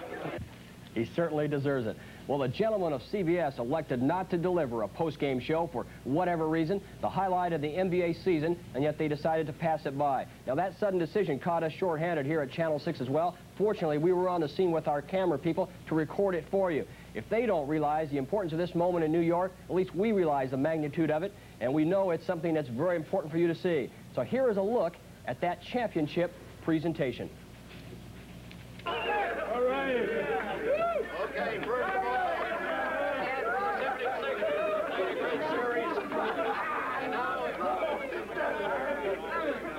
we have a trophy here that we're going to present. It's the World Championship Trophy, and it goes to the world champion, Portland Trailblazers. Jubilation, a moment of ecstasy. For a shining moment here in Portland, Oregon, was Camelot. Everyone contributed to this success, but perhaps two men more than most. They were Jack Ramsey and, of course, Blazer center Bill Walton. I want our team captain, who has been such a great force for us, not only on the playing floor, but in his leadership and in his communication and everything with me. I've never coached a better player, I've never coached a better competitor, and I've never coached a better person than Bill Walton.